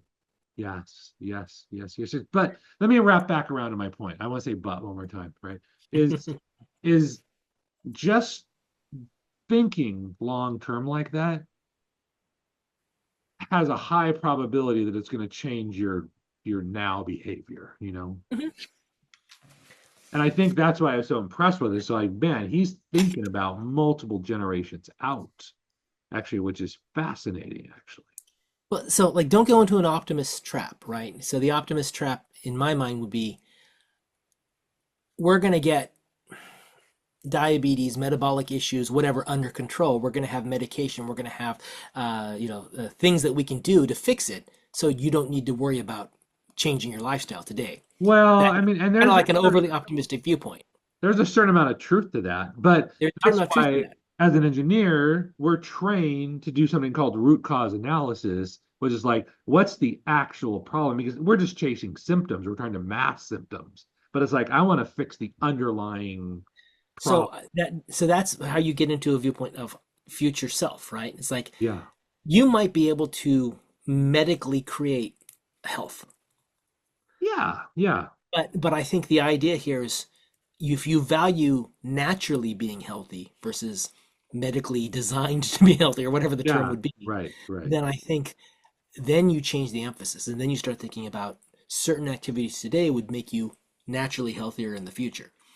Well, and And most then doctors will do that. Most doctors will tell you, look, the way to fix this problem is through just lifestyle choices, right? I mean, I've had every doctor I've been to said, listen, the lifestyle choices is way more powerful than any drug I can give you. But if you're not going to do it, then I'll put the band-aid on, right? Because I have a certain responsibility. mhm. But what I really want you to do is don't eat donuts every day. So and how do you change that behavior? You need to make the the future failed self so Yes, painful that yes, you can act today in a yes, way that hurts. yeah, yeah, Just yeah, an right, uncomfortable action today will make your life better in the future. yeah, So you've got to make the pain of not doing that overcome the yeah, pain of doing pretty actually much. act. pain drives pretty much just about everything, actually. From a marketing standpoint, typically fear of loss is about as 10 times, it's about 10 times as powerful as gain. Like if I told you, if you do this thing, I'm going to give you $10, you're like, yeah, okay, that's kind of cool. And if I said, listen, if you do this thing, or if you don't do the thing, I'm going to take $10 from you, that will get you. Wait, no, no, no, no, no. You're not taking anything, right? Yep, no, it's true. Yeah. And it's just, the fear of loss, fear of missing out. It's like, and we should be so easily manipulated by those arguments, actually. That's why I think everybody needs to learn a little bit of marketing. You don't need a marketing genius, but you need enough to label and identify, oh my God, that's a faulty analogy. That's a straw man argument. That's a thing. It's like, yep, I see it a mile away, just like jujitsu. It helps you identify when someone's doing it to you too. Yeah, yeah, oh yeah, yeah. You see it a mile away, actually. Which the Mhm. problem is, you got to get skilled enough to be able to do it, to be able to defend against it. But hopefully, you'll be a good enough person not to use that technique to attack somebody else that's less fortunate. Maybe Yeah, you need your principles.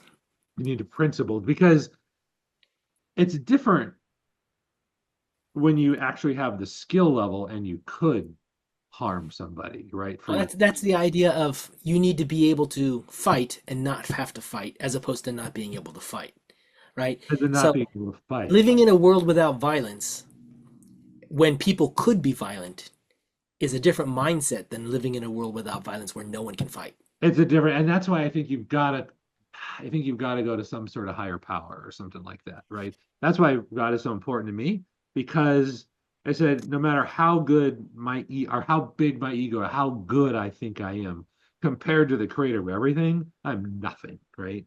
Zero. So it suppresses that ego and that pride for me. I think that we're biochemically designed to think and act in a certain way when it comes to people and other Yeah. people. Yeah. Um, and then we guide that through from our elders, right? From learning from other things. So Yeah. I Yeah. don't know that anyone is inherently racist or prejudiced. Well, everyone's going to get prejudicial at some point because it's based upon what you know. But Yeah. no, yeah, so I would say until you know something, it's hard to be racist or prejudiced or to discriminate because you have to know something to have an opinion on it, which would then impact those things. So I think we're all naturally disposed not to be prejudicial, not to be, and to just kind of accept things as what they are. I think because you're familiar with them, right? I Right. think. Right? Well, I accept the fact that some people are stronger than me, that some people are weaker than me, that some people are faster than me, that some people are slower than me. I accept that fact. When I start to notice that certain racial groups are bigger than me or are weaker than me, or certain, when I start noticing that aspect, that's when opinions start to come into play. Well, but imagine what if you're a kid though, and every night at the dinner table, your dad's talking about, oh, those frickin' Democrats. It's like they're out. Again, that's what you know. That's what you know, and especially the black. You got to watch out for those black people, right? You got to watch them because they'll I heard steal a, from you. I heard a joke on it was on YouTube. Woman was saying, "Oh yeah, she's goes, I was walking down the street and this black man was walking towards me, and as he got close, I clasped my purse, Yeah, and then I realized, even though I knew we were in a society where I couldn't buy slaves anymore, yeah, yeah. right? So she switched and went to a different stereotype. And it's just, but man, the thing is though, is we all do that to some extent, actually. You have to do that. There's no way you can't resolve all of the things that are in the world without some form of simplification, some You have form to of simplify stereotype. it, and you have to assume that you always have a bias. You have And to so assume that. this is why the woke aspect is difficult, right? How do I get through life understanding what a man is, what a woman is, what male, female, any of that stuff? I build stereotypes in my mind. I build, groups that fits. Your group may not be identical to mine. I may have experienced Yeah. more of a particular type of person, so my stereotype is a little weighted one way or the other. But in general, we all have that. Well, yeah, and I those are what I call mental models, actually frameworks that we see the world in, actually. So what I want to do is instead of somebody else giving me my frameworks, I want to develop my own frameworks, right? So that Yeah, I intentionally decide the media gives you a framework. Constantly. Hollywood gives you a framework. Constantly. Your family, your society gives you a framework. Yeah. And then you need to then take that and say, okay, this is what I'm being fed. Yeah, that's what I mean. There's probably a kernel of truth in all of these Oh, things. of course, probably more than a kernel of truth, right? So if I put all these things together and I withhold judgment, Yeah. at some point I will be able to make a cohesive viewpoint Yes. that's my own. Yes. Yes. Yes. Yes. Withholding judgment, staying curious, saying, wait a minute, this doesn't look good, but let me understand what you're saying, right? There's nothing more exciting to me than when I hear something that just totally changes the framework, totally Yeah. changes the paradigm of how I'm thinking of something. Yeah. So I've put together these facts that makes me think this is the way it is, and then somebody says something and it's like it just breaks it, and I have to now rebuild on the Yeah. fly with the information I have. That to me is so fun. Well, and that's a good engineer because a good engineer, you'll fight to the death to submit. But as soon as you get new data in, you're like, Yeah, wait a minute, wait a minute, wait a minute. And they're like, well, you were just arguing against it 5 minutes. Well, yeah, I know you that. gave me new But now I data got new data. So, because I'm not the idea. I go. The idea is something I create, yeah, and my value is in being able to adjust the idea. I don't have to double down on something that's wrong. yeah, right. But man, you got to be careful because that's where ego that you can be bought and defeated so easily if you think too much like that.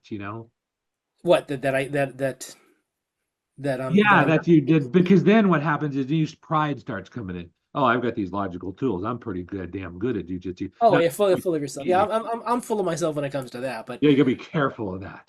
but at the end of the day, it's like you're probably not going to catch me doubling down on something that that I can't find some kind of a background. Yeah, no. I'm saying I think it's a better way, but it's not the way. Yeah, There's that's what we need to teach people is to not double down on something until you've thought through why yeah, you're until you doubling. thought through it actually, and then to give people literally, and this framework might be in my mind just a series of 4 or 5 questions maybe you ask yourself.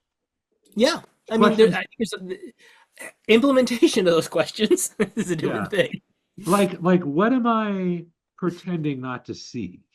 Right? What data am I discarding because it doesn't align with my current data that I have? I think it's interesting. You come up with what am I not seeing? Yeah. Um, in the way that there's something there that I'm ignoring. It's kind of Yes, what yes. I'm pulling Oh, from the way you. absolutely. That I With wait. me, I actually ask the question, what am I not seeing that should be there? I actually look for missing information as opposed to information that I'm ignoring. I think that's reasonable to say. Right? So I like think when I hear some opinion on the news or some event that happened or something that sounds like, well, that doesn't make any sense. that doesn't Then make I think, sense. then I sit down and go, why would that be a logical thing to happen? What am I missing? What did the Democrats, the Republicans do? What did they say? What happened? Like the example, like so when Trump went to NATO last time he was president and Yeah, said, you guys all have to pay more money, you got to pay more money, right? right? And he was just being he was demanding this, and we needed to do this, and all, and that was the way it was portrayed in the media. Yeah, And I didn't question that. I thought, gosh, he's being a jerk, yeah, right? And then just in the last 2 months, I learned that well, actually, the NATO treaty requires countries to spend a certain percentage of their money on yeah. defense. It's like And two I'm like, percent to five you percent. know what? That suddenly changed the whole dynamic of what he did in my mind. Yeah. Yes, he was boasting, and yes, he was loud and boisterous and And whatever the yeah, and heck he's else. Trump and But all there this is stuff. now a factual piece of information that helps me to understand where that thinking comes from. Yes. And I Right? think that's all the time. Yeah. So instead of hearing it the first time that he was acting this way and saying, "Well, that's just Trump being Trump," Yeah. if I'd asked the question, "Where does that come from? Where did he come up with this idea?" Yeah, right. I might have been able to come up and say, "Oh, maybe there's something in there, the treaty that actually has requirements that these people aren't meeting." It never Well, even occurred to me that these other countries weren't meeting their requirements of a treaty. yeah, that's true. And that's happening on the birthright thing, the 14th Amendment or whatever like that. That this one That's an like interesting one. That's going to be a tough one. I remember living in Japan when there was I think there's a Filipino woman and a Japanese man who had a baby in Japan. hmm The man was no longer around. They couldn't find him or whatever. And they couldn't identify him. And the woman was a Filipino. And in Japan, there's no birthright citizenship. yeah. So the boy had no country. Yeah. Oh wow. Yeah. How do you live a life without a country? Well, I don't know. That is one side of the argument. The other side of the argument is when you look at reality, the Chinese will send over pregnant women, and there'll be like Sure. 20 of them living in an apartment solely Sure. for that Okay. purpose of. Okay. But this is the thing where you need to figure out what is the negative impact. If you say no, we're not going to do this anymore. Yes, you've corrected one problem, but now you have Oh, a class of people that have yeah. no Yeah, I nationality, know. Yeah, I know. I know. right? To me, that is a crime you're committing, putting someone in that situation that wouldn't exist today the way it is. So Well, maybe that's not the solution. Maybe the solution is something else. more than likely, almost because usually your first idea is usually not the best or not the optimal, let alone not the perfect one. Yeah, it's interesting though because when I was watching MSNBC, which I promised myself I'd never watch any news anymore, but I still just can't. It's still an addiction I got to get rid of. But it's like they were going over the 14th Amendment, and it was so funny what they're doing. They saying it, and it was dot dot dot, and some other things, and then dot dot dot. So they were rebuilding the 14th Amendment exactly how they wanted to build it, actually, and they were very deceitful about it. Now I did because nobody's going to pick up the dot dot dot probably, right? They're just going to say, Yeah. "Oh my God, look what it says."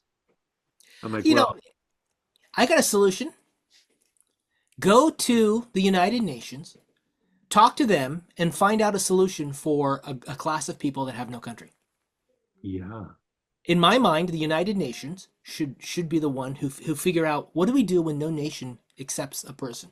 I suppose United Nations. I just like thumb my nose to the United Nations because it's just stupid. I guess it's good, but it seems stupid to me. United Nations are Obviously, the U.S. is running. The U.S. controls everything, so it's just for like a no, I just mean for show. anyone with veto power on the Security Council is a problem. But um, at the end of the day, if you unless there's a country who's just willing to take everyone, Yeah. then I think the answer is let's state the problem is if someone has no nationality, how do you fix that problem? If well, I mean, we got to make sure. Wait, I really got to go. Actually, I'm hungry. But we really have to. Okay, this is another thing we got to put in our little. I got to start taking notes of all these because you got to make sure that that's the actual problem. Because even though you state the problem, it could be a symptom of a deeper level problem, right? Well, that would be one of the outcomes, right? The negative outcomes of saying that of changing the birthright citizenship idea. Yeah, that's a negative outcome. Yeah, Right. yeah, yeah. I So, mean, if you, I mean, basically, if one of the people is American, one of the parents is American, then the kid has the ability to be American. oh yeah, no problem with that. So, Yeah. does every country in the world allow for offspring, even born in another country, to take on the citizenship of one of Oh, the does parents? it? I don't know that data. Do they? Do No, you no, know? I'm saying if that's the case, you've solved the problem. Oh, if every our country does it, more than likely. But my Right. hunch is maybe not every country I would. don't think that's true. I know some countries don't have birthright citizenship. Yeah, I right. mean, after World War II, there were Koreans for 5, 6 generations who were considered Korean that lived in Japan. Hang it. Yeah, this might not be a problem. If there's already a solution to it, then go ahead. Let's go ahead and stop birthright citizenship. I mean, um, it doesn't align with my idea of what America is, but Oh, I there's a expect little the government to article. do a lot of things that I don't agree with. So Oh, that is so interesting. There's many countries that don't. yeah. Cambodia, Canada does. Cape Verde, Central African Republic, Channel Islands, Chile, Colombia, Congo, So if you think Costa about a lot Rica. of countries that are on the lower economic spectrum, someone from that country is more than likely, not more than likely, is more likely than someone with money to come into a country illegally. Is this Which right? means if they're from a poor country already, then the likelihood is if they have a kid in the US and they don't have automatic citizenship, then the Oh, kid may not unconditional. Yeah. Like here's Germany doesn't have it, it looks like. really. Okay, I'm surprised. I'm India, surprised Germany wouldn't, but yeah. Iraq, Ireland, Israel. Oh my God, Malaysia. Wow, it seems like just floating down like most countries don't. Netherlands, New Zealand, Nepal. It's a big deal that the US has it. The idea that you're born in America and you're an American is a huge aspect of it's a huge uh, right that people born in the US have. It's one of the things that makes us different than the rest of the world. Pretty damn cool. yeah. But I think what people think, like what I think, I'm thinking everybody thinks like me, which is a huge problem, right? But I think people don't have a problem with it. I think they like that idea. People have a problem when it starts to get abused. That's Of that's when course. people are like, wait a minute, that's not how it's designed. So do you handle the exception cases by getting rid of the condition in the first place, or do you address the exception cases? I mean, Listen, if you're Trump, dude, and all I got is 4 years, hey, I'm gonna just wipe the whole damn thing out because I let, don't let, want let me tell to you deal this, with it. right? More people die from car accidents than anything else. We should get rid of cars. No, no, because cars make too much money, right? There's too much money in So cars. what? If the problem is people dying from cars, then getting rid of cars is the answer. So Dude, if the problem is people coming and being tourists and then having kids in the U.S., if that's the problem, then obviously let's just not let that work anymore. We'll get rid of the idea that anyone born in the U.S. is a citizen. dude, but he's It, only got it four it's years. burning down the house because you've got a spider in it or something. I mean, Yeah, yeah, okay, maybe. yeah. I mean, this is the problem we have is, oh, it's an easy answer. We'll just get rid of it. Well, Well, and it's simple, and people like that, right? People are like, yeah, that's let's do because that. the average person doesn't take the mental effort to think about things. Because I don't want to take it because it's too much Oh, work, actually, you know? this is something I did want to mention that came to my mind is in a world where we have way too much crap going on, just Yeah. way too much. Oh, yeah, yeah. You do not have the mental capacity to go through all the information that you need to go through and understand it. No, no, our So it brains don't becomes work very that way. important for you to find people that you can follow that will do that for you. Yeah, that you can Like trust. the Yeah. one guy I listened to who talks about diet and health and stuff. He's not a doctor, but he Yeah. goes and he talks to everyone. He really cultivates it, and the way he thinks is aligned with the way I think. So I Yeah, tend to right. trust everything that comes out of him. Yeah, right, right, right. You need to build online personalities or organizations that you trust. So I was thinking we need to come up with criteria, aka framework, on how to identify the personalities and the organizations that are aligned with your thinking so Hmm. that you can start with their information with some level of trust. Maybe not aligned. Yeah, yeah. When you say you're thinking where they think it through logically, and I'm not Well, biased toward an outcome. I just yeah, want but I mean, the even thinking through answer. logically, if you've got a bias towards one side or the other, you're going to want to find someone who's got a bias Of similar to you. course, of But course. the idea is, how are we going to give people the tools to live in a world where there's way too much information? We teach them critical thinking, but then when the next step is we teach them how to identify other critical thinkers that they admire, so that they can shortcut some of the thinking themselves. Well, maybe that's our job or part of our job, you You know? want to give them tools, right? We want to give people I want to tools get people tools, simple tools, right? tools to figure out how to navigate the crap in the world today. Yeah, yeah, And the crap's not going to get better anytime soon because the algorithms are designed to make money. They're not designed for yeah. our health. That's So right. how That's can you do that? So, but this is why someone who watches someone on YouTube do something stupid believes it, even though there's yeah. no truth. There's no backing for it, right? There's no We truth need to give actually. them a way to understand the motivations of that person, where they're coming from, how they think. And then once they go, yeah, I agree with that. I agree with those Yeah, principles. I agree with those values. I yeah. agree with those assumptions. Now I can watch that person and not question everything they say. No, because you had enough proof, you have enough confidence, enough Yeah. faith in them. It's like Okay. when like I told you when I had a motorcycle accident and I rode in the car with my boss for like 3-4 months Yeah, straight. yeah, right. You built a Right? relationship. Yeah. The boss understood the way I thought and trusted me, and I was got promoted quicker. Yeah, The yeah, same yeah. idea. Once you built that relationship, even if it's one-sided, Yeah. with an online personality or an organization, Oh, yes. then and it's less about authority. There is a level of authority in all Of this, course, of but it's course. less about authority and more about the messaging, the communication, the thinking, the And the thought process. trust. Yeah, the trust. Yeah, yeah. Like when you So say, maybe that's I think that's an area that we should definitely concentrate on because I think that is a tool that won't tire everyone out because they have to think about everything. yeah, yeah. Well, but we got to do a lot of work first, right? We got an uphill battle. And the way to win this thing for us is we've got to be consistent every single week. And we So may not Scott, see anything for a year, or we, two we years. outside of our recording of the podcast, we need to spend some time just brainstorming. Yeah, okay. Sounds good. So we Yeah. should probably get together and kind of work through.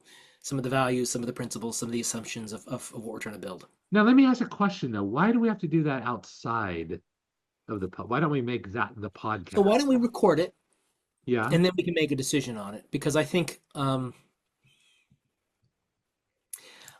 it's something we want to have a little structure around, and I think the structure comes after we've done it a Well, bit. yeah, but I mean, don't we want people to see that? Don't we want people to see the process though? I mean, because if you want to develop trust, you don't hide anything. Everything's out there, right? The what I'm getting at is I think for someone to understand the process, we need a process for them to understand. And I think we're just throwing crap at the wall. Oh, There we're is no just we're just process, blah blah blah. Yeah, right? right. There is no process yet. No. So you can make the argument they can see the creative method, the brainstorming, and all that kind of stuff. And then at the end of this, they'll see us develop a process out of that. I think that's what you're Yeah. kind of implying. We can see if that works. And we'll summarize it because I just like the idea of everything being out there, you know? Okay, so then we just need to get good at note taking. We need to get good at I don't know, maybe we need to use that annotation whiteboard thing and figure out how to note stuff down, I think any right? tools like that would be beautiful, actually, right? The other thing I think is important for us to do then is we need to share screen more. We need to show what we're thinking. You've got your thoughts. I've got my thoughts. But do a 2 hour session of just maybe that's what we'll do. We'll start next time with, you know, let's lock down wording of what we want, Yeah, our mission statement. Let's yeah, lock down our mission statement, yeah. and then start just brainstorming what we mean by that. Okay? Well, yeah, and I really at this place want to depend on AI to do it because we may not be able to see it, or AI can see something we can't see. I understand that aspect of it, but I think there's things that we're going to be able to articulate if we're thinking about them, and then we compare them to what AI comes up with, and we see if they're aligned or not. Okay, that's fine. Yeah, that's Right? fair. So one of the things, for example, is we're making an assumption that rational thinking is a benefit. Well, I'm going to push it beyond that. I'm going to think about it. It's the framework that all truth is built upon, right? But So now that would be that may not so be okay, true okay. anymore. So that is a statement. That is a That's a belief. that's something I'm thinking about. Is that true, or how true is Okay? that, But right? our value is that rational thinking or create a critical thinking will make our life better. That's the belief. That is the value is that critical thinking is valuable to improve our lives, and that the belief is that critical thinking is the framework. Yeah, that's fair Right. enough So, for so, us, so for the this is analyst. the tough part. Is it a value? Is it a belief? Or is it a principle?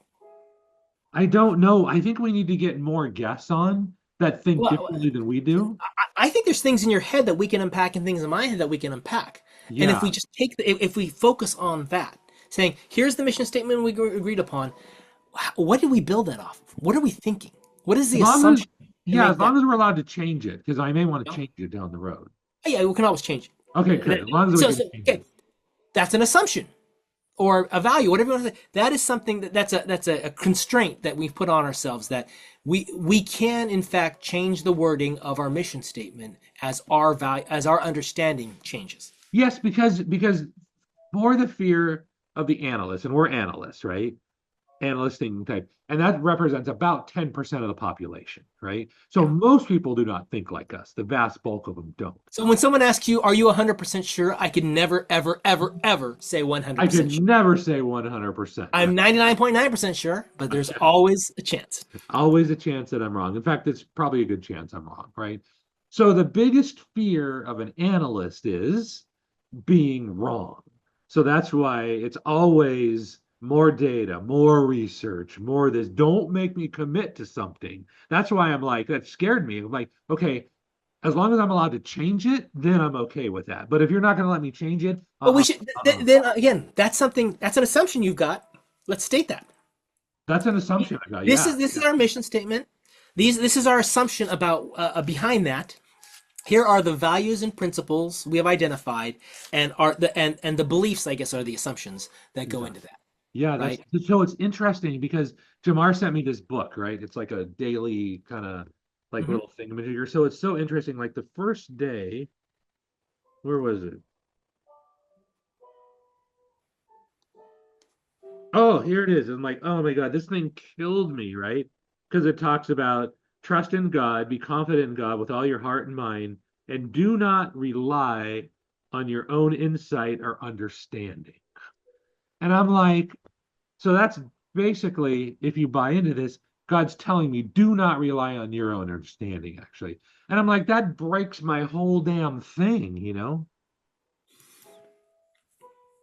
Do not rely on your understanding. on your own understanding. Yeah, to me, okay, this is controversial. Of That is course. un-American. I don't know, but Because Americans are because Christian. because as much as we are a Judeo-Christian society, we also believe in individuals Of and the course, rights of yeah. the individual, the power of the individual. And so this is the one thing I have a problem with, the idea of the value of society. We make decisions for society, the good of society, blah blah blah. But we also believe in the individual and the rights of the In the individual. So, individual right. But when we are contradictory everywhere in our oh society. my gosh, we are just horrible actually. But it's like it I remember a time when I first started doing jujitsu. So I'm basically critiquing an 8-time world champion, seventh degree jujitsu master as a white belt that I think he needs to update his techniques, actually. I mean, that's the height of arrogance. That is like about, it goes beyond, he doesn't, you know what I said, he just starts laughing because it's like the most ridiculous thing in the world, actually. And it's like, but I thought I was so right at the time when I said that. And I'm like, what the frick was I thinking? Um, I'm sorry, I was just looking at this quote here from I told you about that guy Hegel, right? Mm-hmm. He said like an idea is a generalization, and generalization is a property of thinking. So to generalize means to think. So for you to create a prejudice, a stereotype, you actually have to think to build that. You have to think it through, yeah. And my thinking, which is It so. may be faulty thinking, right? Oh, Because you're doing it off totally limited faulty. data. I've met three Chinese people in my life, and therefore the basis of my understanding of Chinese people is based off three people. I mean, It's like that's freaking faulty. laugh. You just laugh at it when you see it from a different perspective. You're like, oh my God, what was I thinking? You know, my arrogance and hubris was just off the charts, actually. Yeah. But I think we should start thinking about those things and writing them down because one of the things I do know is when you write stuff, it clarifies. So what I'm trying to do is write it down in this journal. Yeah. And so I write it down on notepads, and then I write it again in the journal, and then the Yeah. goal is to put it onto Obsidian. There you go. Okay. Okay. And so then I have a way to reference it. Like I keep going back and looking at stuff here and going, oh, that's this or that's that, and the like. Well, you know what I do? I just write it down on Obsidian to start with, so you can just kill those other steps if you want. Just type it I in. actually like having the step of rethinking it and putting it on paper, and then rethinking it and putting it onto a note. Okay, well that's fine. Yeah, that's still writing. I mean, I guess then the question is there an advantage to using paper and pen, or can you just type it in, and I re like the tangibleness of writing it out because it yeah, I slows me do down. too. Having to, and I've been writing in cursive, which is something that I never did years ago. I've been Yeah. forcing, and that slows me down so much. Yeah, And that's good. it's amazing how much stuff I don't get to because I'm writing. I go, what was that? What was I thinking again? Oh my gosh! And it really forces me to be aware of what I'm thinking, so Yeah. I don't forget it.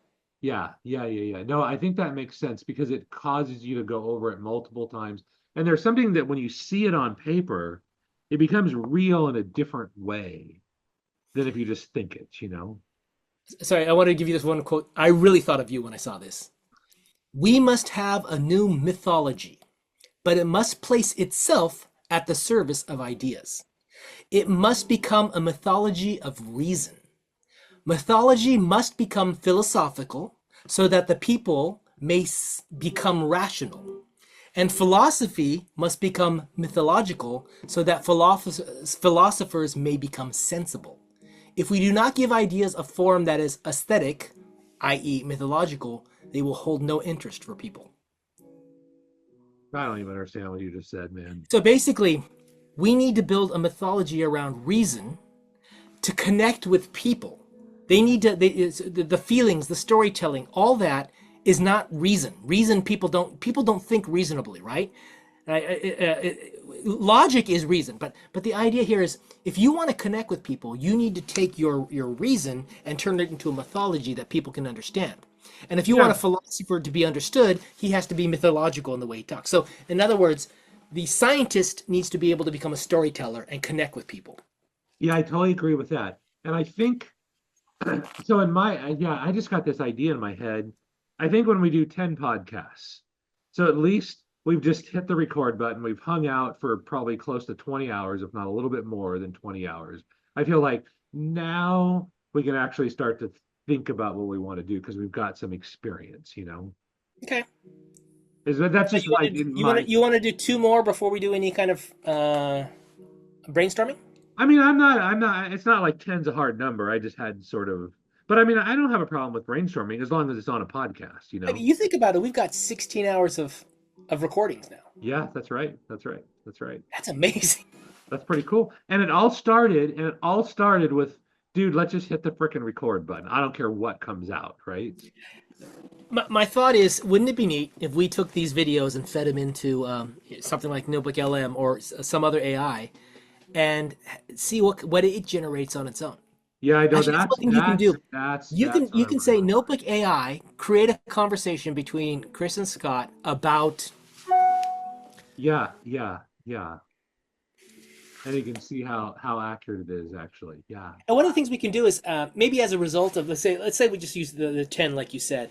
Maybe in that episode 11 we can talk about what came out of it. And we should come up Oh, with some questions. You know, describe Scott to me. yeah. Describe Chris to me. Right? What are the values? Blah blah blah. And let's see what it says and how much we agree with what it says about Oh, you know, us. it'd be so much fun to do. Actually, I don't know if this will work or not, but then we get both our wives on, and we just because they haven't heard any of this, and they're like, okay, how accurate is this, right?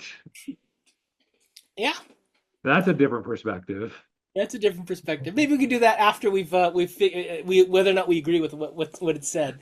But I think that would be useful to if we came up and told it, hey, you've now had 10 episodes of this. Tell me what what are the key points Yeah, that the two of yeah. What are us, the key points? What are we right? going on? Right. And then we can look at it and go, wow, I agree with that, or that's a surprise, or no way, we got to change that. We got to change that. Right, right, right. Exactly. Yeah, yeah. That's gonna be cool. All right. Okay, All listen, right, I gotta eat food. So where are we? We're done with this podcast now? we are done. Okay, we are done. All right. Till next time, Chris, I am hitting the stop button.